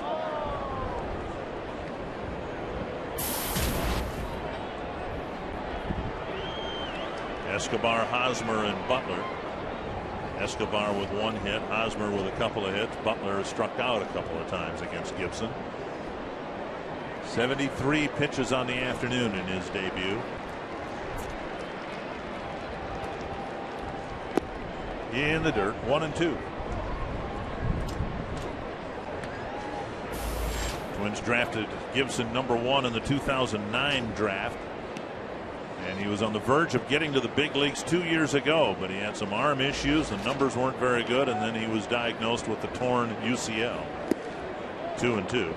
The #1 pick the following year, Alex Wimmers, had pretty much the same thing, although Gibson pitched more effectively than Wimmers did. Wimmers now recovering from Tommy John surgery. He's in Fort Myers. The Twins hope to get him in a Gulf Coast League game here sometime in the future. Oh! Escobar hit by a pitch.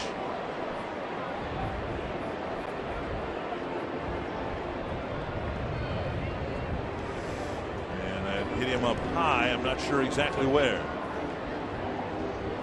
Looking at his left hand.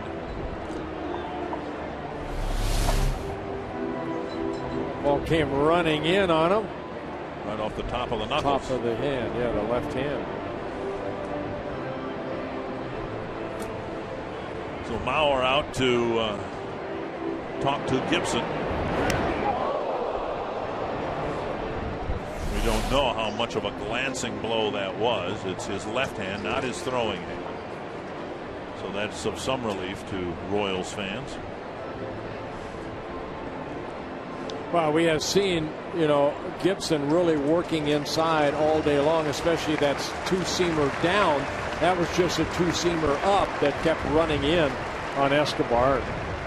Looks like he's all right as he's kind of flinching that left hand, running down that first baseline.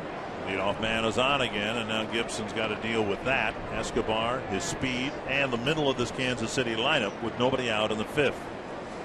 Hosmer's hit the ball hard twice against him. A single off the fence in right and a sharp single off the mound into center field in the 3rd. Outside ball 1.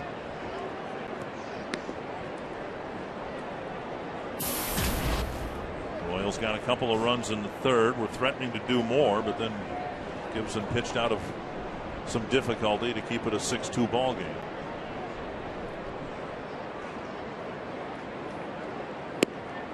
Outside 2-0. Gibson got ahead of Escobar, then 0-2, and then it was 2-2 before he hit him, and now he's misfired a couple of times to Hosmer. Well, his command hasn't been exactly what it was the first couple innings here in these last 2. Threw a couple sliders that just kind of spun, and these last 2 sinkers have gone away, and the one Escobar he got underneath that hit him. Well, you're going to have ups and downs throughout a ball game, and it's how you make the adjustment to get back down into that strike zone. So, even though he missed down and away, to me, right now, he's got to stay with that 2-seamer down and hopefully get a ground ball. Now, Hosmer did hit a ground ball last time up, but he hit it right back up the middle. Hopefully now you have to think, okay, he's going to hit it at somebody. There you go. 1-6-3, juggled it a little bit, but exactly what I was talking about right there. Just go back away, and hopefully you'll hit it at somebody other than yourself. kind of juggled that ball a little bit, but able to find it quickly and get it over to Florimone, who's covering second. And then a quick double play. Good turn of the double play. The Twins have had a lot of practice at that this year, and they've done a great job turning double plays. 2 down, and now Butler, importantly, with the bases empty. Gibson has struck him out twice, but he still is not a guy you want to face with men on base. Delivering low. The strike percentage has gone down over the last couple of innings here, and particularly here in the 5th. Gibson struggling to get the ball over the plate. I've noticed against Butler they're throwing a lot of off-speed stuff. There's another changeup right there. Struck him out in the last 2 at-bats with a fastball down, but what kind of set it up was the slow breaking ball, the changeup. So not feeding them the fastball until they get ahead. There's a fastball. They hit right up the middle. Up the middle for a base hit. So much focus on Gibson and the fact he's a #1 draft pick in 2009. He's got a lot of company. Aaron Hicks is not here, but he should be here without the hamstring pull. Chris Parmelee, a #1 draft pick for the Twins. Trevor Plouffe. Glenn Perkins might get into the game. Joe Mauer, his catcher. And then depending on what the lineups look like around baseball, you've also got Denard Span, Michael Kadire, Torrey Hunter, Matt Garza, and Ben Revere, who've all been Twins #1 draft picks.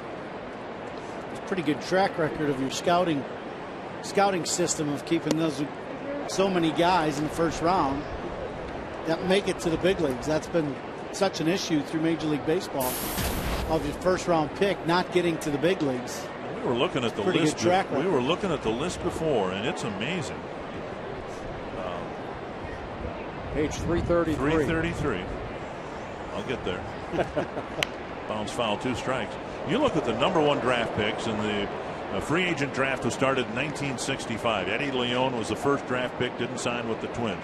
But you really got to go down to 1989 when the Twins drafted Chuck Knobloch to find an all-star type player, an impact player. Right. There are some others that had decent careers: Lenny Faedo, Rick Sofield, Eddie Bain, Bob Gorinsky, Steve Bry.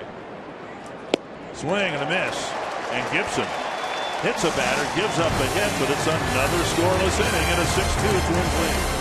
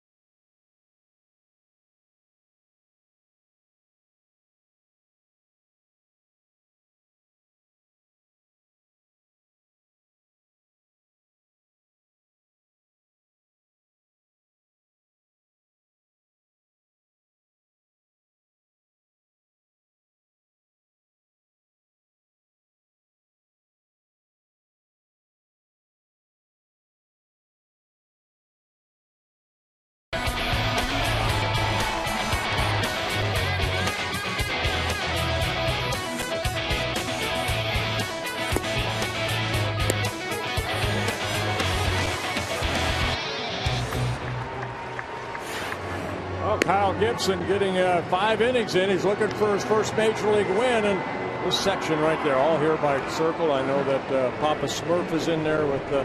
There he is. There's Papa. There he is right there. This copyrighted telecast presented by the authority of the Minnesota Twins and may not be reproduced or retransmitted in any form, and the accounts and descriptions of this game may not be disseminated without the express written consent of the Minnesota Twins. Fantasy camper right there with his wife Ruth. I circled the ball team now, but want to say hello to Carla Palich. And Carla, I know, is watching on TV. Carla, our thoughts and prayers are with you, young lady. Lloyd Palich, a longtime fixture at the Twins fantasy camp. Justin Morneau, the batter, 1 strike. And he swings at a pitch about a foot outside, 2 strikes. You're not going to meet a nicer man with a bigger heart. He probably will. Smurf. He probably will not appreciate this comparison. But in a lot of ways, he is to the fantasy camp what Wayne Hathaway is to the Twins organization. Right? I mean, he's kind of the spirit of it. Yeah. Oh, he is definitely the spirit of fantasy camp. Yeah, we all participate in the fantasy camp, and he comes and, what is he, 104 years old, whatever Papa he is. Smurf, But look a day over 90. Yeah, he was my catcher 2 years ago. For the entire camp, he caught every game but 3 innings. And he loves it. Oh, it's unbelievable. Morneau leading off the 5th. Well, anyway, their daughter, Carla, had a traffic accident, and she's been bedridden for a long time, and we want to wish her nothing but the best. It'll be Morneau, Plouffe, and Arcia. Oh, he's lucky that hit the bat. That ball rode up and in on him a little bit. Morneau, Coom, you and I were talking about this a little bit yesterday, and Bert, you too. We were talking about how Twins hitters seem to be more comfortable, more confident here at Target Field. Checked his swing. Morneau this year is hitting .341 here, and of course you need the guys in the middle of the lineup to do some damage in your home ballpark if you're going to have a winning record at home. This team is built around the guys in the middle of the lineup, and they, you know, the offense was the thing that Gardy felt going into this season was going to be a major plus. These guys have to hit and drive in runs. Balled out on strikes. Morneau is the first out of the 5th inning. Twins haven't done anything since the 2nd. Haven't done anything against Will Smith. Yeah, Will Smith picking up his 3rd straight strikeout. He struck out Dozier and Maurer to end the bottom of the 4th. Been a good day at the plate for Trevor Plouffe. A 2-run home run in the 1st and a sacrifice fly, making it then a 6-0 Twins lead. Talked about Trevor yesterday and his approach to hitting and staying through the middle of the field. He hits the home run, and then he hit the ball all the way to the wall in right center field for that sacrifice fly. Some very good at bats for Trevor Plouffe here as of late. Poke to right. Kane is there to catch the liner, out number 2. That'll bring up Arcia. Get ready, fans, for Fox Sports 1. America's new 24-hour sports network. Fox Sports 1 will be your home for great live sports. All the news and highlights you like, shows and specials that only Fox could bring you. America's new sports network is Fox Sports 1, coming August 17th. Oswaldo Arcia bounced into a double play to wrap up the 2nd inning threat. He's 0 for 2. Strike on the outside corner.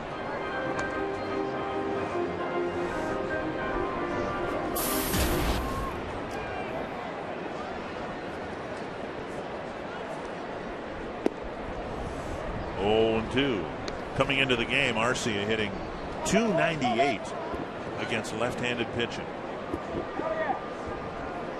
But he does a good job keeping his front side in. You don't see him fly open too often. That pitch there, a good breaking ball away from Smith, and Arcia able, because of the front side staying open, even though the speed of the pitch fooled him, he's able to get the barrel of the bat on it and foul it off and not swing through it for strike 3. Perez wants to pitch up, and it's outside.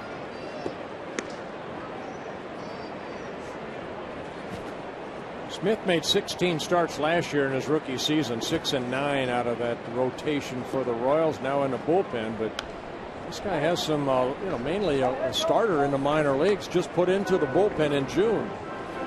So he has that starter type arm still, and that's why he's still out here after Wade Davis struggled, was knocked out in the 2nd inning.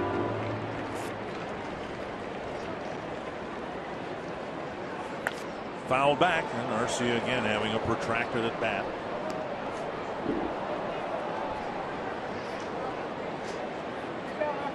Back in left field today, Josh Willingham's knee didn't react well to the running he had to do in the wet field last night. Wait to see if he's in the lineup tomorrow.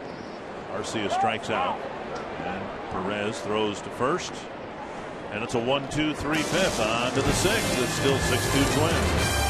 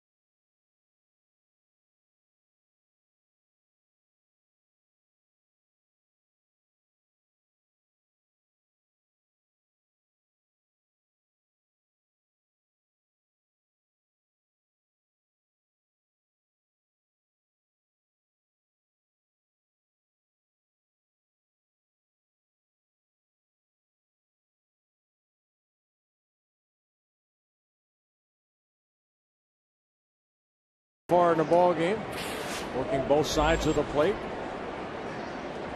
Stockus takes inside, ball one. We were kind of talking between the break about Gibson, you know, 85 pitches going into this inning. That if they could get through this inning right here, I think the Twins would be very happy.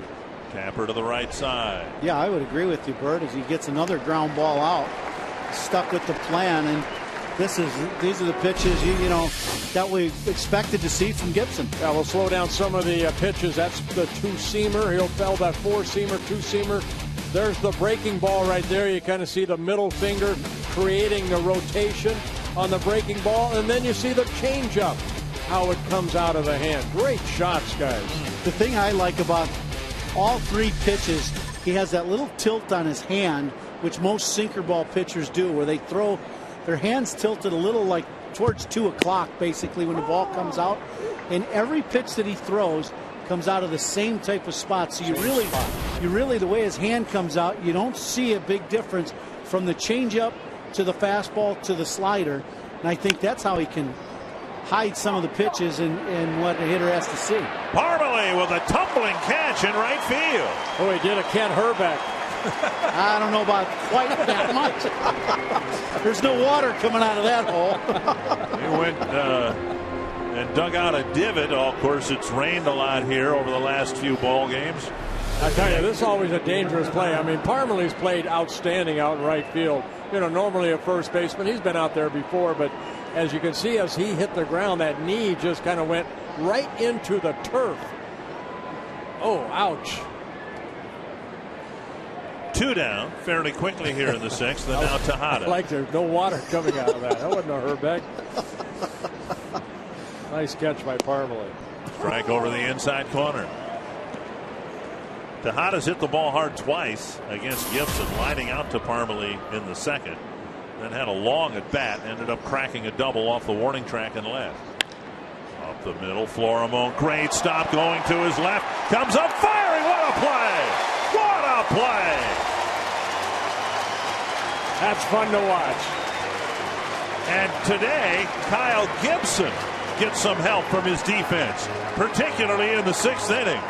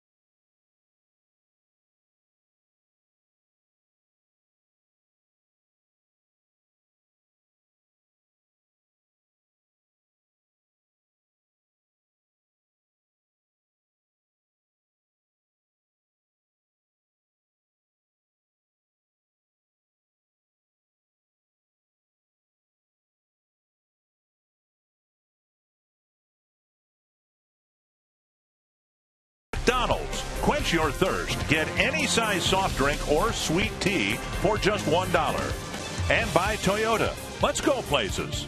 To find your nearest Toyota dealer and check out our current offers, visit buyatoyota.com. One strike to Chris Parmalee. And now a ball, 1-1. How many times you see it? A guy makes a acrobatic catch for the second out of the inning, and he leads off the next inning. 1 out of 9 times, I believe. Parmalee, Carroll, and Florimone facing Smith. And then missed again, 2-1. Kyle Gibson's gotten the handshakes in the dugout. It looks like his day is done.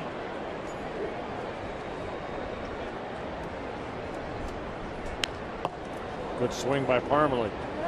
2-2. Well, Smith's done a good job keeping this game at 6-2. We came into the second inning with nobody out, bases loaded, and the Twins able to only score 1 run. They could have opened up the ball game a little bit more, but Smith has put zeros up since he's been out there. Perez digs it out, full count. Carroll and then Florimone. Twins be well advised to add another run or two here. The next run or two scored will be big runs. If Kansas City gets them, it's going to be some high anxiety in the final 3 innings. And Parmalee strikes out, 1 away. And strikeout number 5 for Will Smith. Yeah, finally had a 1-2-3 inning, and they said, you know what, take him out. No, 91 pitches. Good job by Kyle Gibson, looking for his first major league win. Congratulated by the manager, Joe Mauer, his catcher, Scotty Alger, everybody patting him on the back. Thank you very much. Well, he's got a chance. Twins hope a real good chance to be the first round pitcher taken by the Twins to win his debut. Eddie Bain didn't. Buzz Steven didn't. Brian Olkers didn't. Jeff Bumgarner, Willie Banks, Johnny Ard, Todd Ritchie, Dan Serafini, Mark Redmond, Ryan Mills, Adam Johnson. 1-1. Carroll has had a good day at the plate. A pair of hits. Chopper hit up the middle. Tejada ended up kind of kicking it into center field for a base hit. And Carroll pulled one down the line, and Gordon threw him out trying to stretch it into a double. 2-1.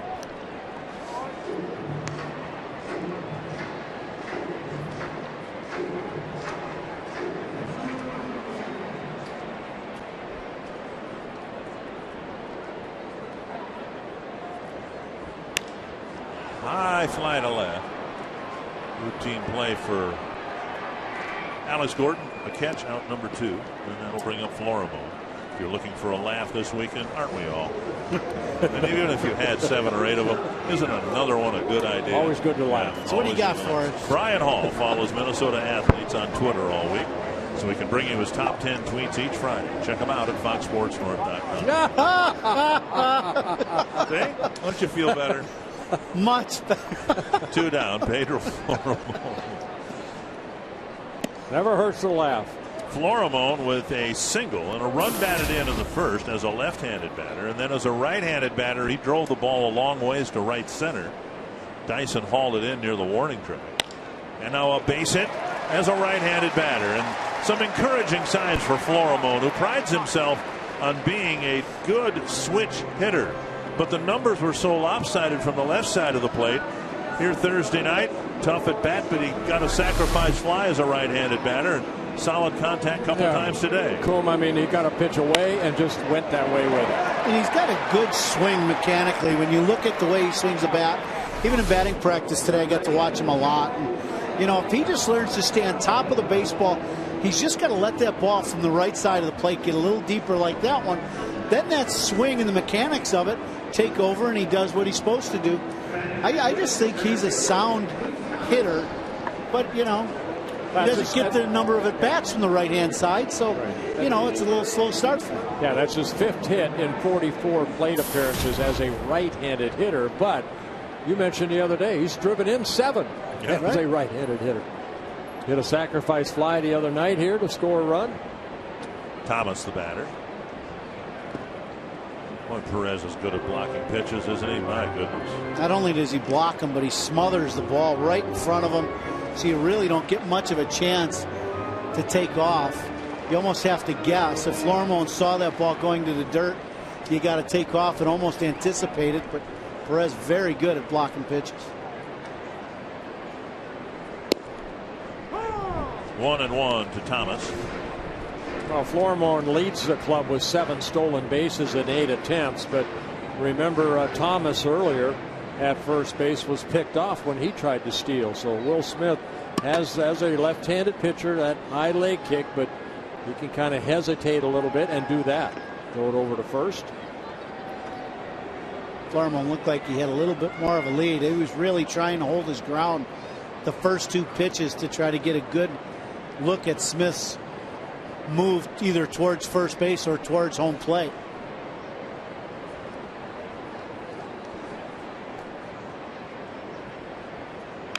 Foul back. 1-2. Twins haven't scored since the 2nd inning. A 5-run first. Dozier started the 2nd with a single. There were a pair of walks. Pitching change brought Smith in. Bloof got a sacrifice fly, but they haven't. Not only haven't they scored, they haven't had a runner at second base since the 2nd inning. Saw Brian Dunsing warming up. He'll get the 7th inning.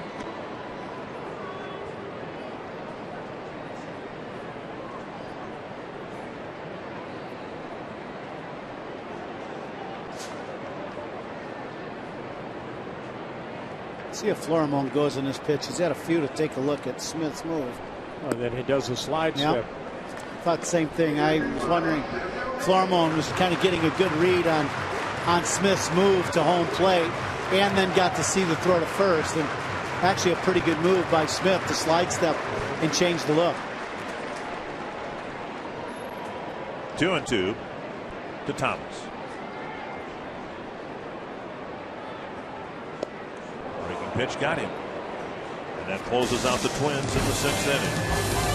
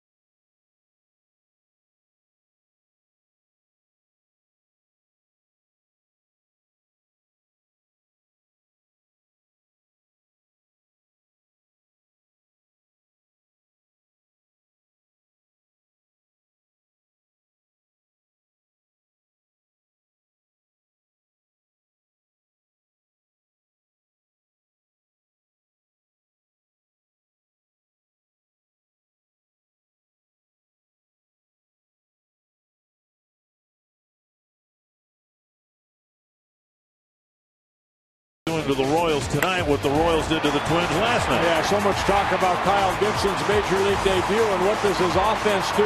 Score 5 runs in the bottom of the 1st inning to give him a nice 5-0 lead. Twins added another run in the 2nd inning to chase Wade Davis, but Kyle Gibson in his major league debut, 6 solid innings, 2 runs allowed, no walks, 5 strikeouts, threw 91 pitches, 64 for strikes. So he attacked the strike zone, and getting congratulated. He'll just wait and see if the bullpen, which is one of the best in the American League, can hold that 6-2 lead. First out of the chute, Brian Dunsing, coming in for the 38th time already this year. Yeah, he's used a lot on that bullpen, and Dunsing's done a good job. 27 1/3 innings, 30 hits allowed, 10 walks, 2 intentional, with 24 strikeouts. 77th game of the year for the Twins, and roughly almost exactly half the games Dunsing has been in. For Gibson now, he finished kind of halfway between the standard for a quality start and your revised quality start. He gave up just the 2 earned runs in 6 innings. You wanted 7. Yeah, that's what I think a quality start is. But you know what? Your major league debut, all the nerves that he went through, even his wife said, well, he kind of tossed and turned last night, but what a nice job. He had one tough inning, the 3rd inning, where the Royals put together some hits, 4 hits, scored the 2 runs, but other than that, after that, he shut the door. 1-1 now to Dyson. Dyson started that 3rd inning with an infield hit. 3 other outfield hits followed, a couple of runs, but that's been it for the Royals. 1-1 to the speedster. Breaking pitch, strike 2.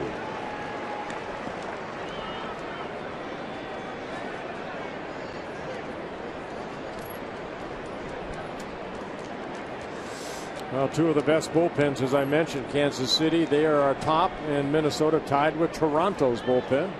Combined ERA. Off the helmet of Mauer, out of play.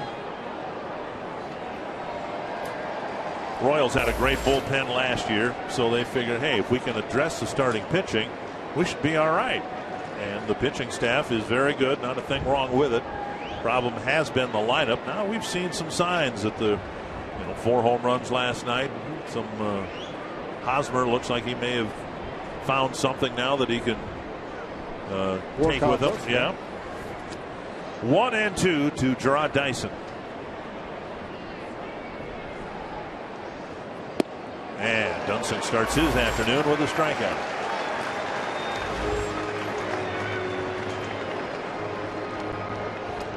Go behind the scenes for the 2013 Minnesota Vikings cheerleader calendar shoot. Get to know the 35 ladies making up this year's team, plus see the entire 2013 calendar. Making of the Vikings swimsuit calendar Friday at 9:30, only on Fox Sports North. Another strikeout for a reliever, and actually, you know what? The relievers have more strikeouts than the starting staff. Gordon with a swing and a miss. I mean, that's where all the strikeouts come from, is the bullpen. You know, the Twins staff is not really the starting staff, isn't really a strikeout staff. But coming into this outing or today, bullpen relievers have 230 strikeouts combined, where the starters had 215.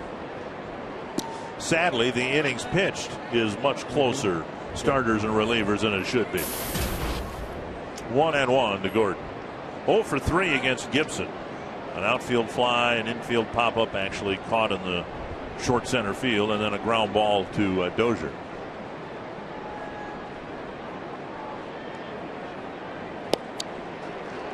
Dunsing with a sinking fastball down and in. Almost the same as what Gibson did with the right-handed hitters, that two-seamer. He struck out Dyson on that good sinker down and in. Then he mixes in that slider, a big slider down and away.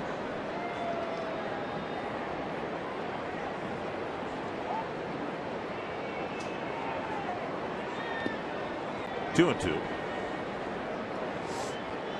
Both these guys, of course, real good friends. Gordon and Dunsing. Both of them out of the University of Nebraska. Both of them in their same weddings, or different weddings.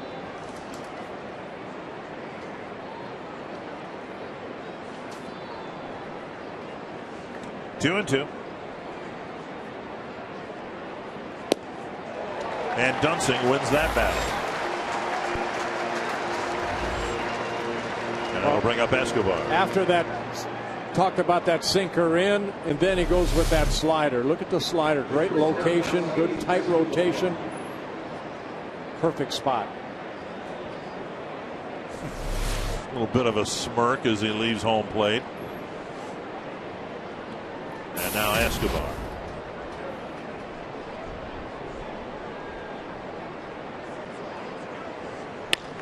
Tapper to the shortstop, Florimo. And Dunsing enters the game and has a 1-2-3-7.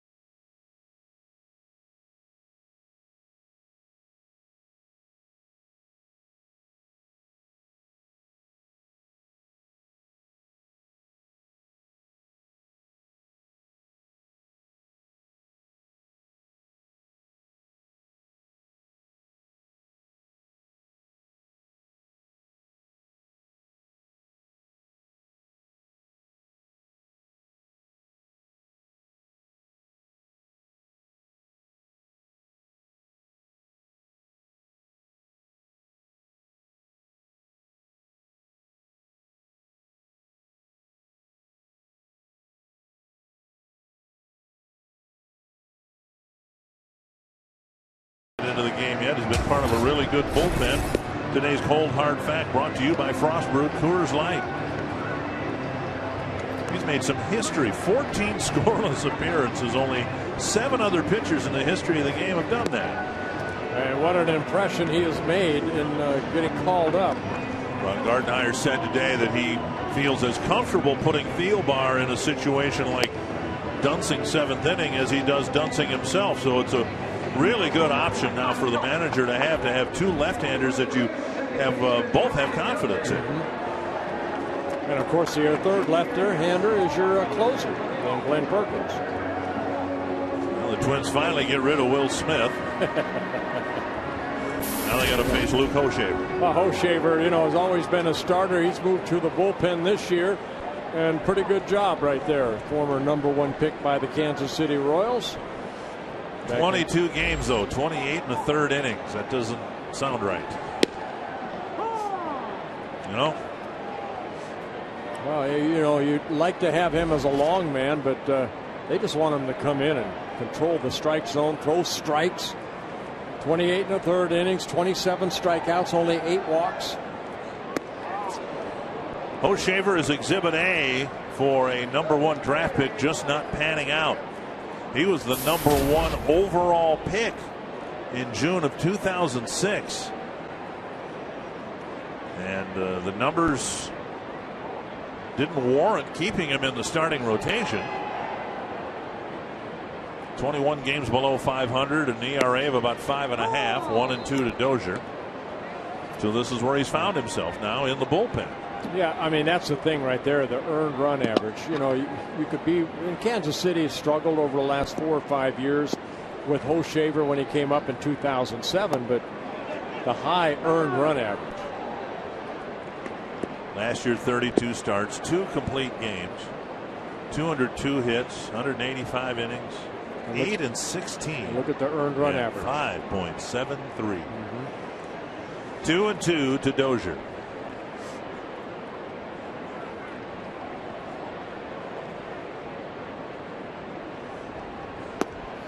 And you can't even say it's a small sample size. 771 innings in his career. James Shields pitched against the Twins last night. He came in 2-6, but an earned run average under 3. Right.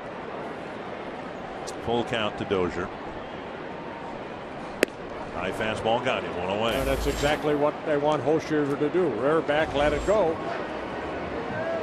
MLB.com @bat is the #1 source for live baseball anywhere you go. Available for iPhone, iPad, Android, and BlackBerry 10. @bat delivers Twins baseball with live audio, pitch tracking, stats, news, highlights, and more. Text @bat to 31826 or visit twinsbaseball.com for details. 1 gone. Here's Bauer.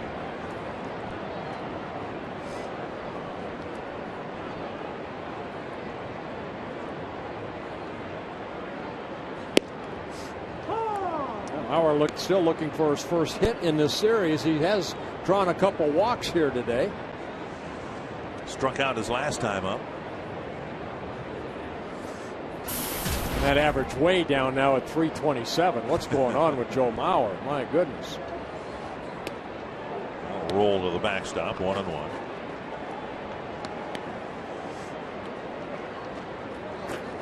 It took Hochevar a little over a year to make it to the big leagues. Drafted in 2006, made his debut at the end of 2007. Played his college ball out of the University of Tennessee. Breaking ball missing, 2-1.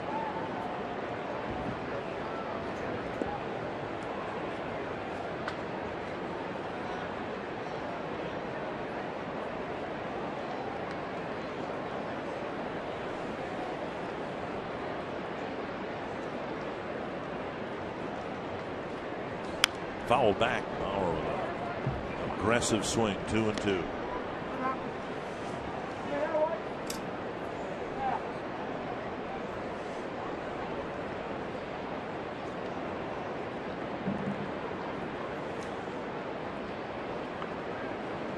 Twins have been stymied by the Royals bullpen after scoring 6 runs against Wade Davis. Yeah, Will Smith came in 5 shutout innings, allowed only 3 hits, struck out 6.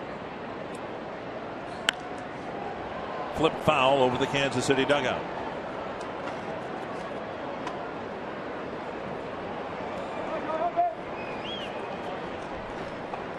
If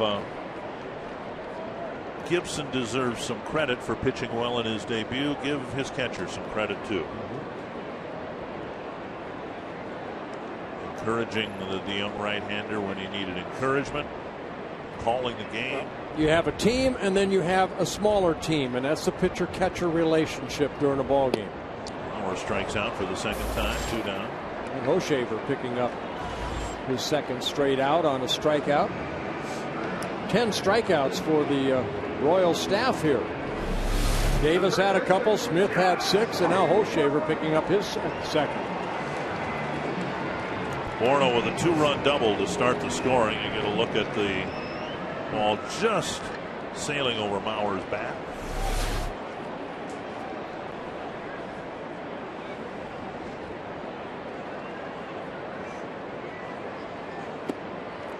In front of the breaking pitch, strike 1.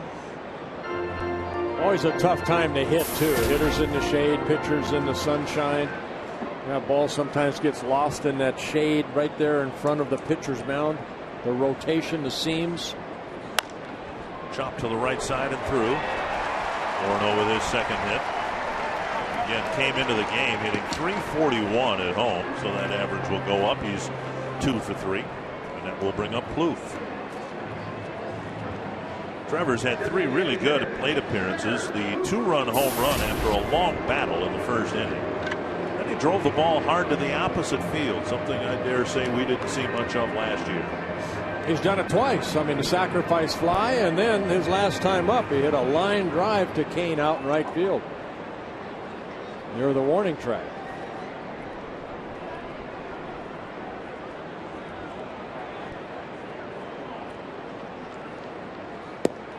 On the outside corner, a strike.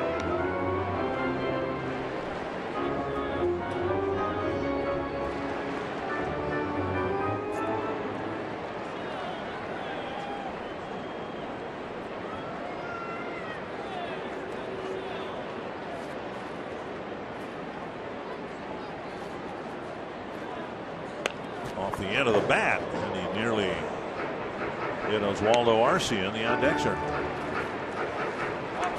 I'm always amazed how different hitters take their stance in the batter's box, ready for a pitch to come toward home plate. Plouffe, pretty upright, pretty standard. He stands tall, brings those hands into that back right shoulder.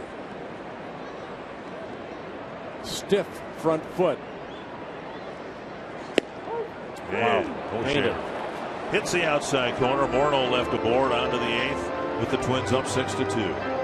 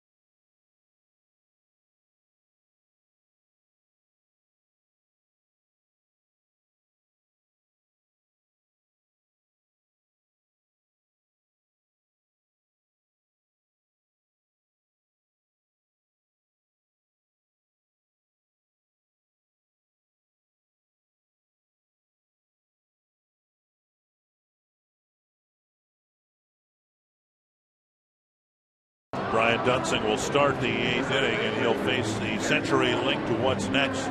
The bulk of the power that the Royals have shown in this series. Yeah, they've hit 5 total, but Hosmer hit 2 last night. Butler hit that big 3-run home run in the first inning. And then Perez hit a home run here a couple nights ago. It's likely that Dunsing will be facing just Hosmer here. Casey Fiend continues to warm up in the pen. A right-handed batter for Butler and Perez will follow. Outside, ball 1. Hosmer with singles his first 2 times up against Kyle Gibson, but then in the most critical at bat that Hosmer had against Gibson, Gibson got him to hit a comebacker and started a 1-6-3 double play. Another breaking pitch outside 2-0. And remember that at bat he fell behind 2-0, but he kept going back at that sinker down and away, and Hosmer hit the ball right back to him.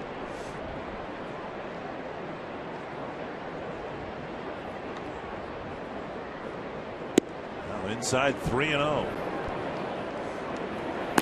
It's not too often that Dunsing is asked to go back out to start an inning. Usually he is an inning finisher, not necessarily an inning starter.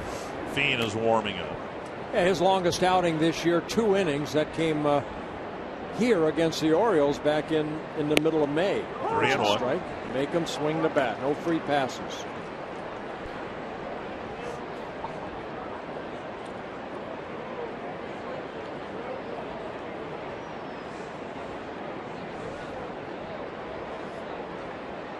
Popped up. Carroll chasing it. The wind holding it up. And now Carroll, did he make the catch? No, I don't think so. The wind blowing in hard over the stadium from the left field foul pole. And Carroll retreated beyond the tarp and then had to make an adjustment. Yeah, that ball kept drifting back toward the stands.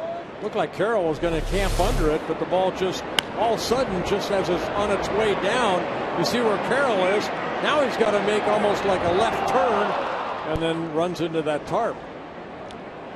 Hosmer with another swing on a 3-2 pitch.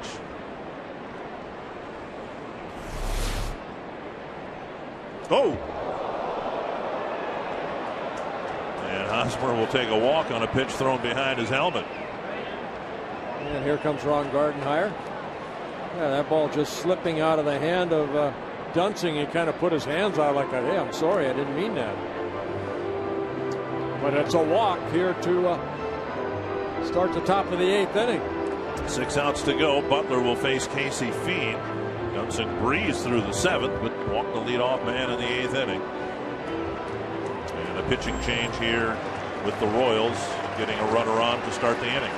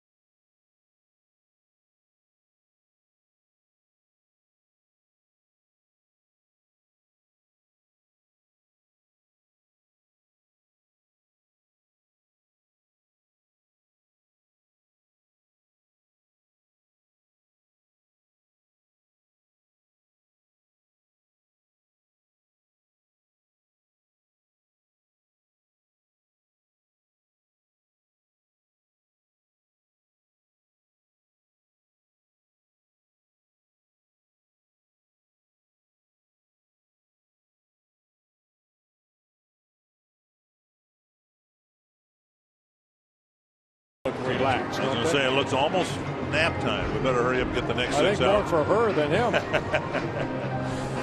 A lot of kids here today, and Casey Fiend will come into the ball game here to try to get some of the 6 outs needed.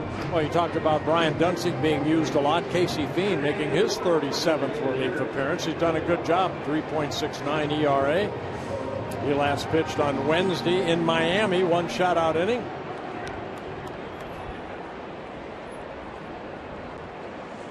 Butler, a couple of strikeouts and a single against Kyle Gibson. Fein features a fastball slider. He'll come right at you.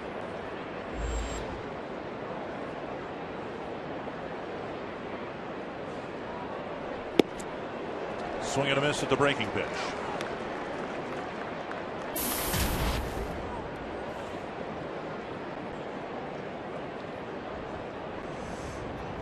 That base hit in his last at bat. Billy Butler now has a 17-game hitting streak against the Twins, dating back to last year. This year, he's hitting an even .500 against Twins pitching. Foul back, 2 strikes.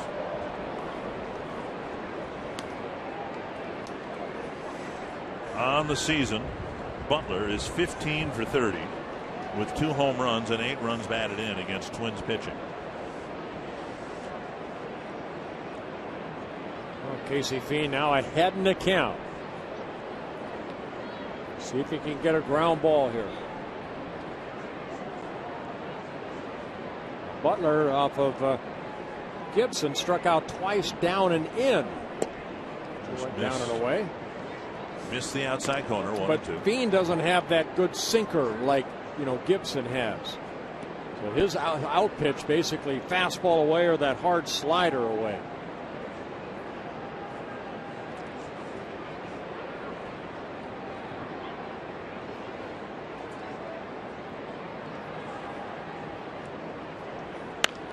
Driven a long way foul on the right side. That's why he's such a good hitter. Even that pitch right there was a breaking ball up, and it's almost like he's going to take that pitch the other way. Power to all fields. This ball left up a little bit. Look at Butler right there react. Just trying to. He's going to hit that ball fair. He's going to drive it down that right field line. Another 1-2 pitch. Low breaking ball lofted to the right field corner. Parmalee, with the wind pushing it toward the line, makes the catch, 1 away.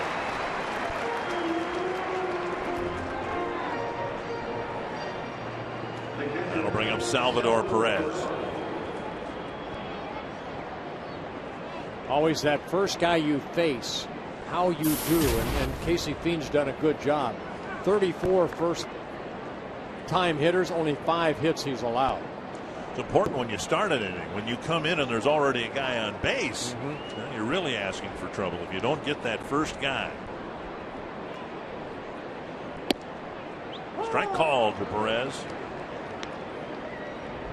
An RBI single sandwiched by a couple of swinging strikeouts.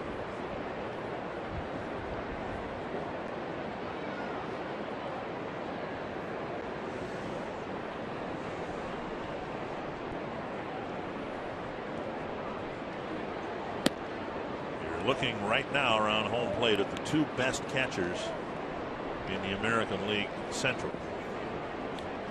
Mauer, an all-star, and Perez, who figures to be a perennial all-star too. But then everything else in the division is kind of up in the air behind the plate. Base hit to left. Perez with his second hit. Hosmer will go to second. That'll bring up Moustakas. Well, the White Sox are trying to find a new catcher, hoping that Tyler Flowers can hit enough to be up there. Alex Avila looked like he was ready to emerge to get to and stay at that highest level among catchers, but he's been hurt and hasn't hit as well.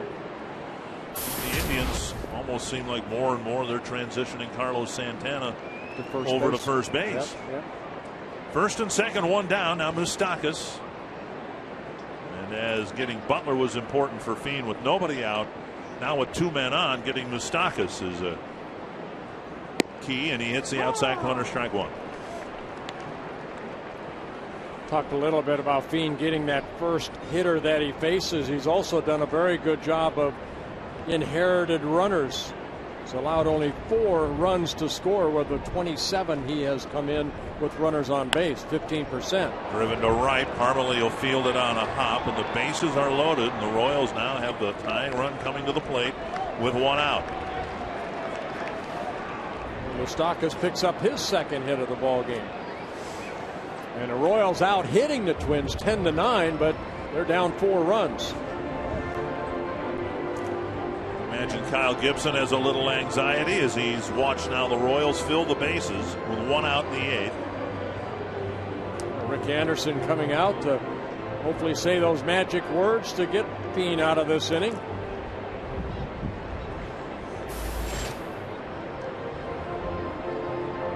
Kane will be the batter. He struck out, fouled out, and hit a fly ball to right.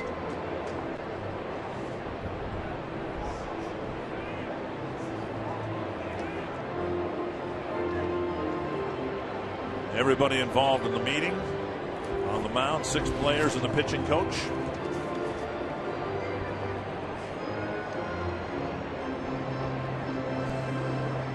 Royals scored a couple of runs in the 3rd. Twins scored the first 6 runs of the game, 5 in the 1st, 1 in the 2nd.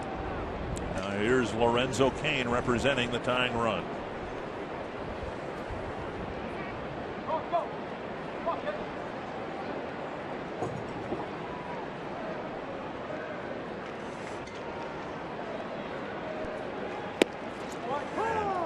Hits the outside corner with a slider.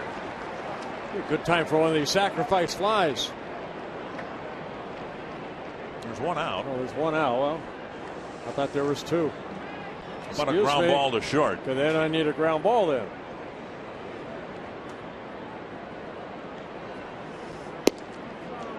Cain lays off the slider, 1-1.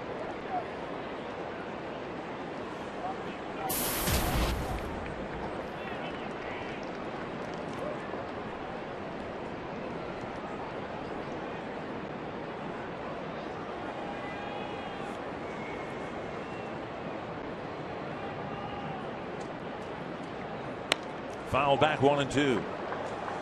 Fein as effective as he's been for the Twins this year.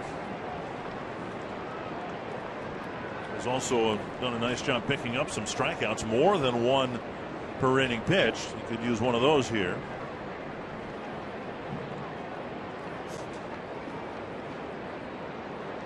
Cain strikes out about 1 every 5 times. He's already struck out once today. If they go with that slider, that seems to be a strikeout pitch. 1-2. I've gotten a little too much of the plate with that one. They left that one up a little bit.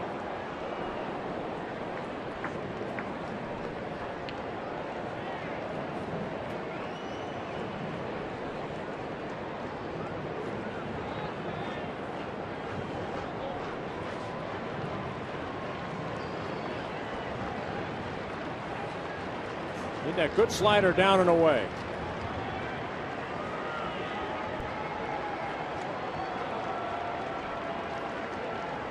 Another 1-2 to Lorenzo Cain.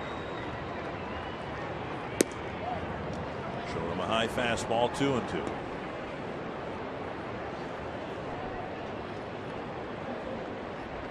Barring a double play, Miguel Tejada will hit next this inning.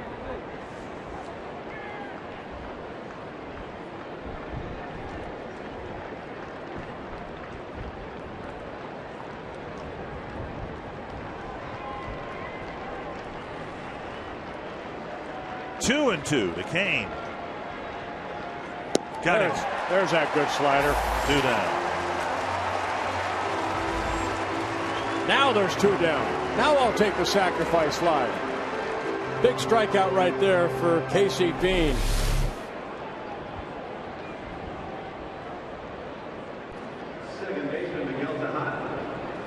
Now Miguel Tejada.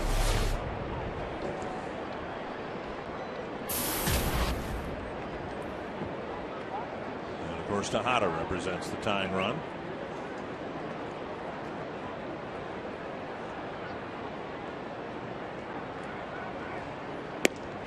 And Fein gets an off-speed pitch over the inside corner. Don't know if he wants to throw too many of them there.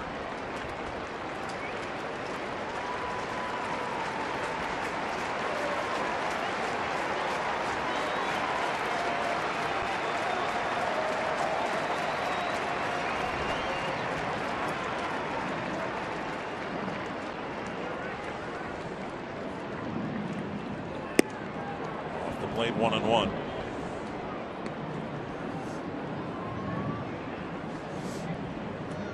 Tejada, 39 years old, from the Dominican Republic, signed with Oakland back in 1993. Former league MVP.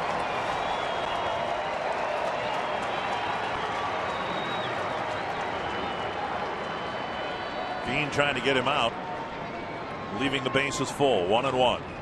Fouled back. 1-2.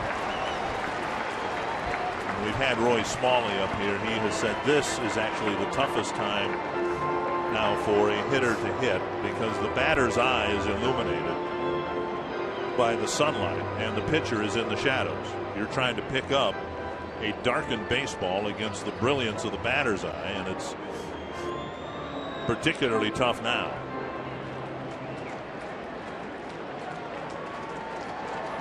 Could make a good pitch, Casey Fiend. You would think, wouldn't you, that the pitch that struck Kane out might also strike Tejada out. If he puts it in the same spot. 1-2 to Tejada. Time called at the plate.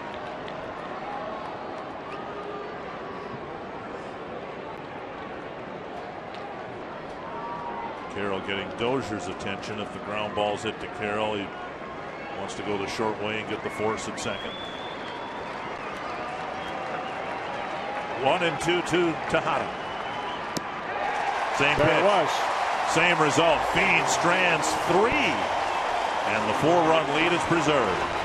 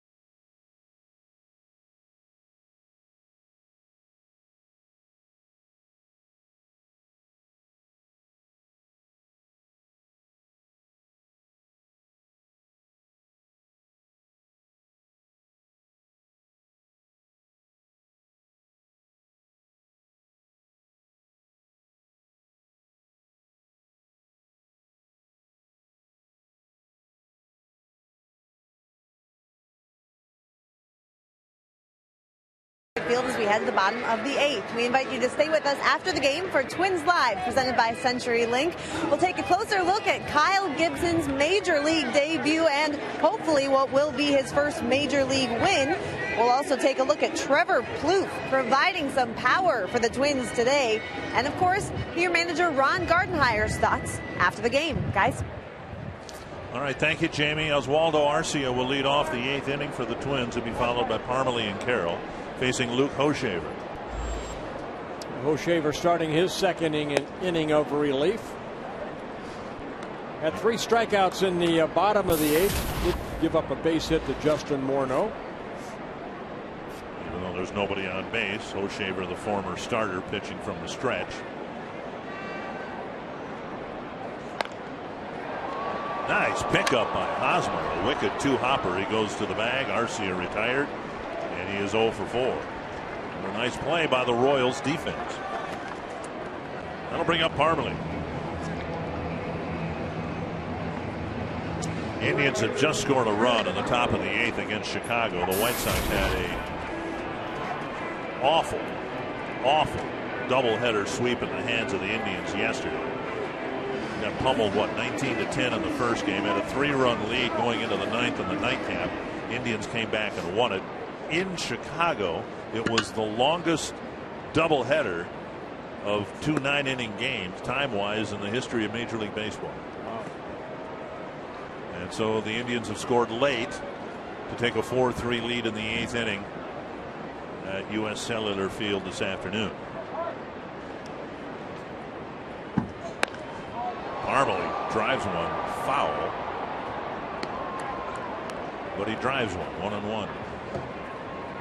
Indians just 2 games behind the Tigers, 4 games above 500. And then the Royals and Twins are slugging it out for 3rd place in the division right now. If the Twins win here tonight, they'll be a half game behind the Royals and could leapfrog the Royals in the series finale tomorrow. 2-1. Tigers playing tonight at Tampa Bay. Figure out what's wrong with Justin Verlander. Yeah, he has about 3 or 4 starts in a row. He's been off a little bit. Not pitching deep into the ball game either. A lot of pitches in a short amount of time. 2-1. 3-1. Carroll on deck. Max Scherzer's become the ace of the Tiger staff, 12-0.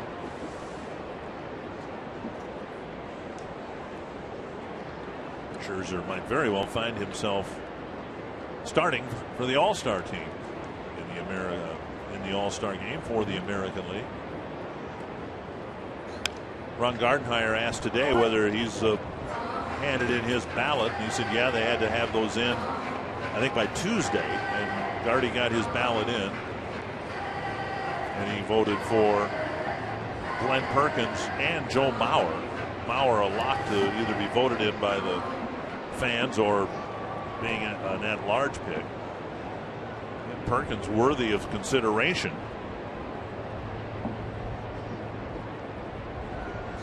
But without having time to check on it, it's got to be, if they make it, it would have to be the first time 2 native Minnesotans made it playing for the Minnesota Twins. I would imagine some combination of Morris, Molitor, Winfield, maybe all 3 of them made it a number of years, but not for the Twins. Right. Full count to Parmalee, trying to get something started here with 1 out in the 8th. Perkins, by the way, warming up in the Twins bullpen. Hosmer gets another chance. 2 down. We'll bring up Carroll. An updated look at our AT&T Twitter poll tonight. We asked you, will Joe DiMaggio's 56-game hit streak ever be broken? More and more people say no, for good reason. I think. Me too.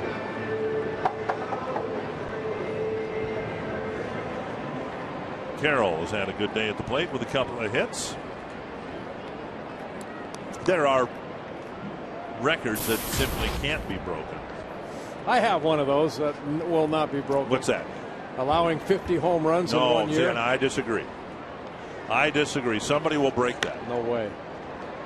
Now, I don't think anybody will break the 2-year record you hold for 96. But someone will break the 50 home run. No way. I think Jose Lima was the last one. They shut him down. It wasn't right.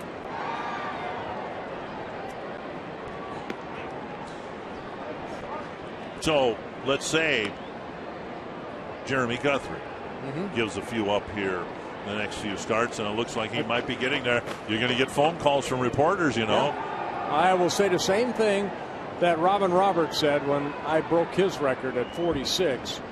He said, how many wins does he have? And I think I had 15 wins at the time. And he said, then what's the big deal? Yeah. I led the league in innings pitched, but I gave up 50 home runs. But we had Puckett, Bernansky, Herbeck, Gaetti. Where I gave them up, they helped me. They hit theirs. I suspect there might have been a few that Puckett brought back. Oh, yeah. And Bruno and Gladden. They all did.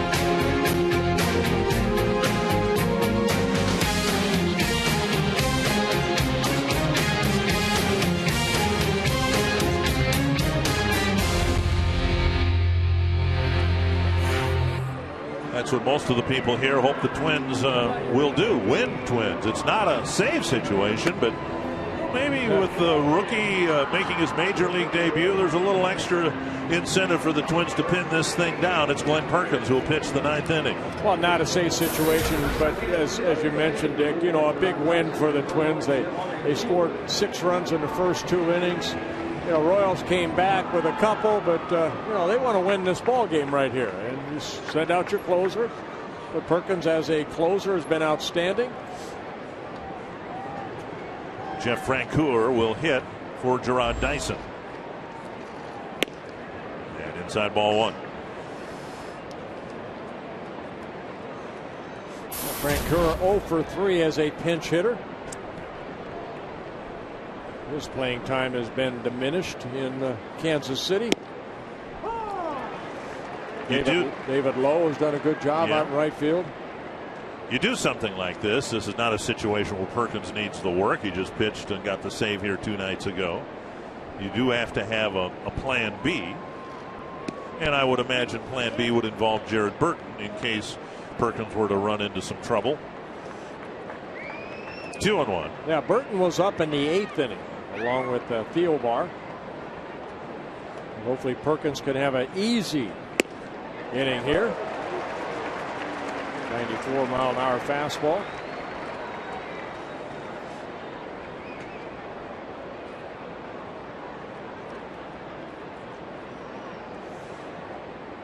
The numbers warrant Perkins going to the All-Star game, 3-2. The only numbers that don't, the team's record. And it's a little more complicated now. There are 15 teams in the American League, not 14. So the demand to have every team represented. Now Houston has to be represented on the American League team too. Very long foul.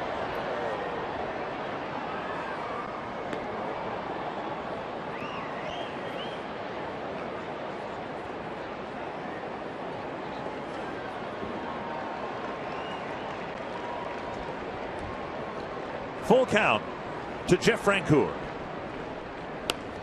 And inside, got a foul ball.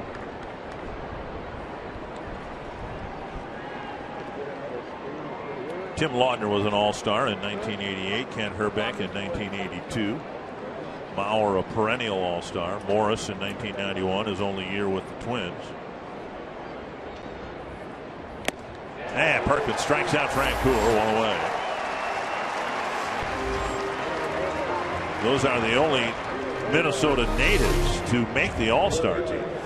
Oh, that's what Perkins all about. I'm just going to challenge you with a good fastball, hard slider.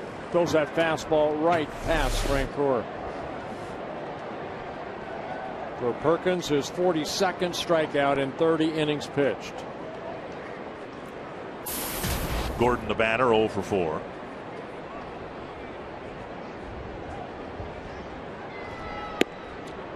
Cut the plate in half, strike 1.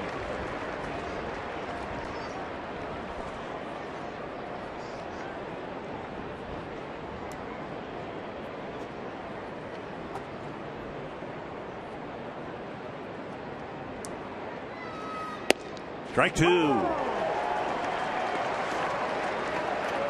Even though Perkins not getting the save, I think Casey Fiend kind of put himself in that save situation. He got 2 big outs on strikeouts in the 8th inning. And Perkins talked to me about that, I think, in spring training, about, you know what, being a closer, yeah, I mean, that's a nice role. But sometimes, even when he was a setup guy, I found myself more in the save situation in the 7th and 8th inning than sometimes you do in the 9th inning. Well, it's the 9th inning and the bases are empty. Fiend was pitching with the bases loaded in the 8th. Well, he created part of that, but he got the 2 big strikeouts. 2 down. So Kyle Gibson is 1 out away from winning his major league debut. And along with the memories of how his afternoon went and all that, you can imagine the Twins will gift him with a nice thing like the scorecard, I would imagine, would probably end up a lineup card. Lineup card. Maybe a baseball, the final out, perhaps. Reading an article, Perkins says he does like to keep the balls that he collects his saves with baseballs. But you can get a ball from the game. Yeah.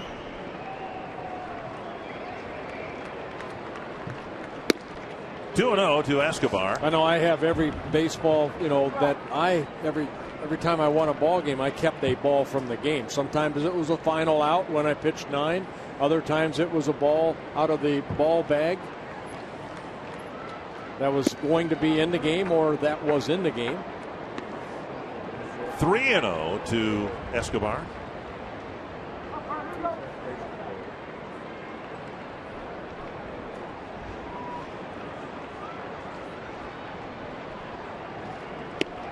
And a strike. Puts the inside corner.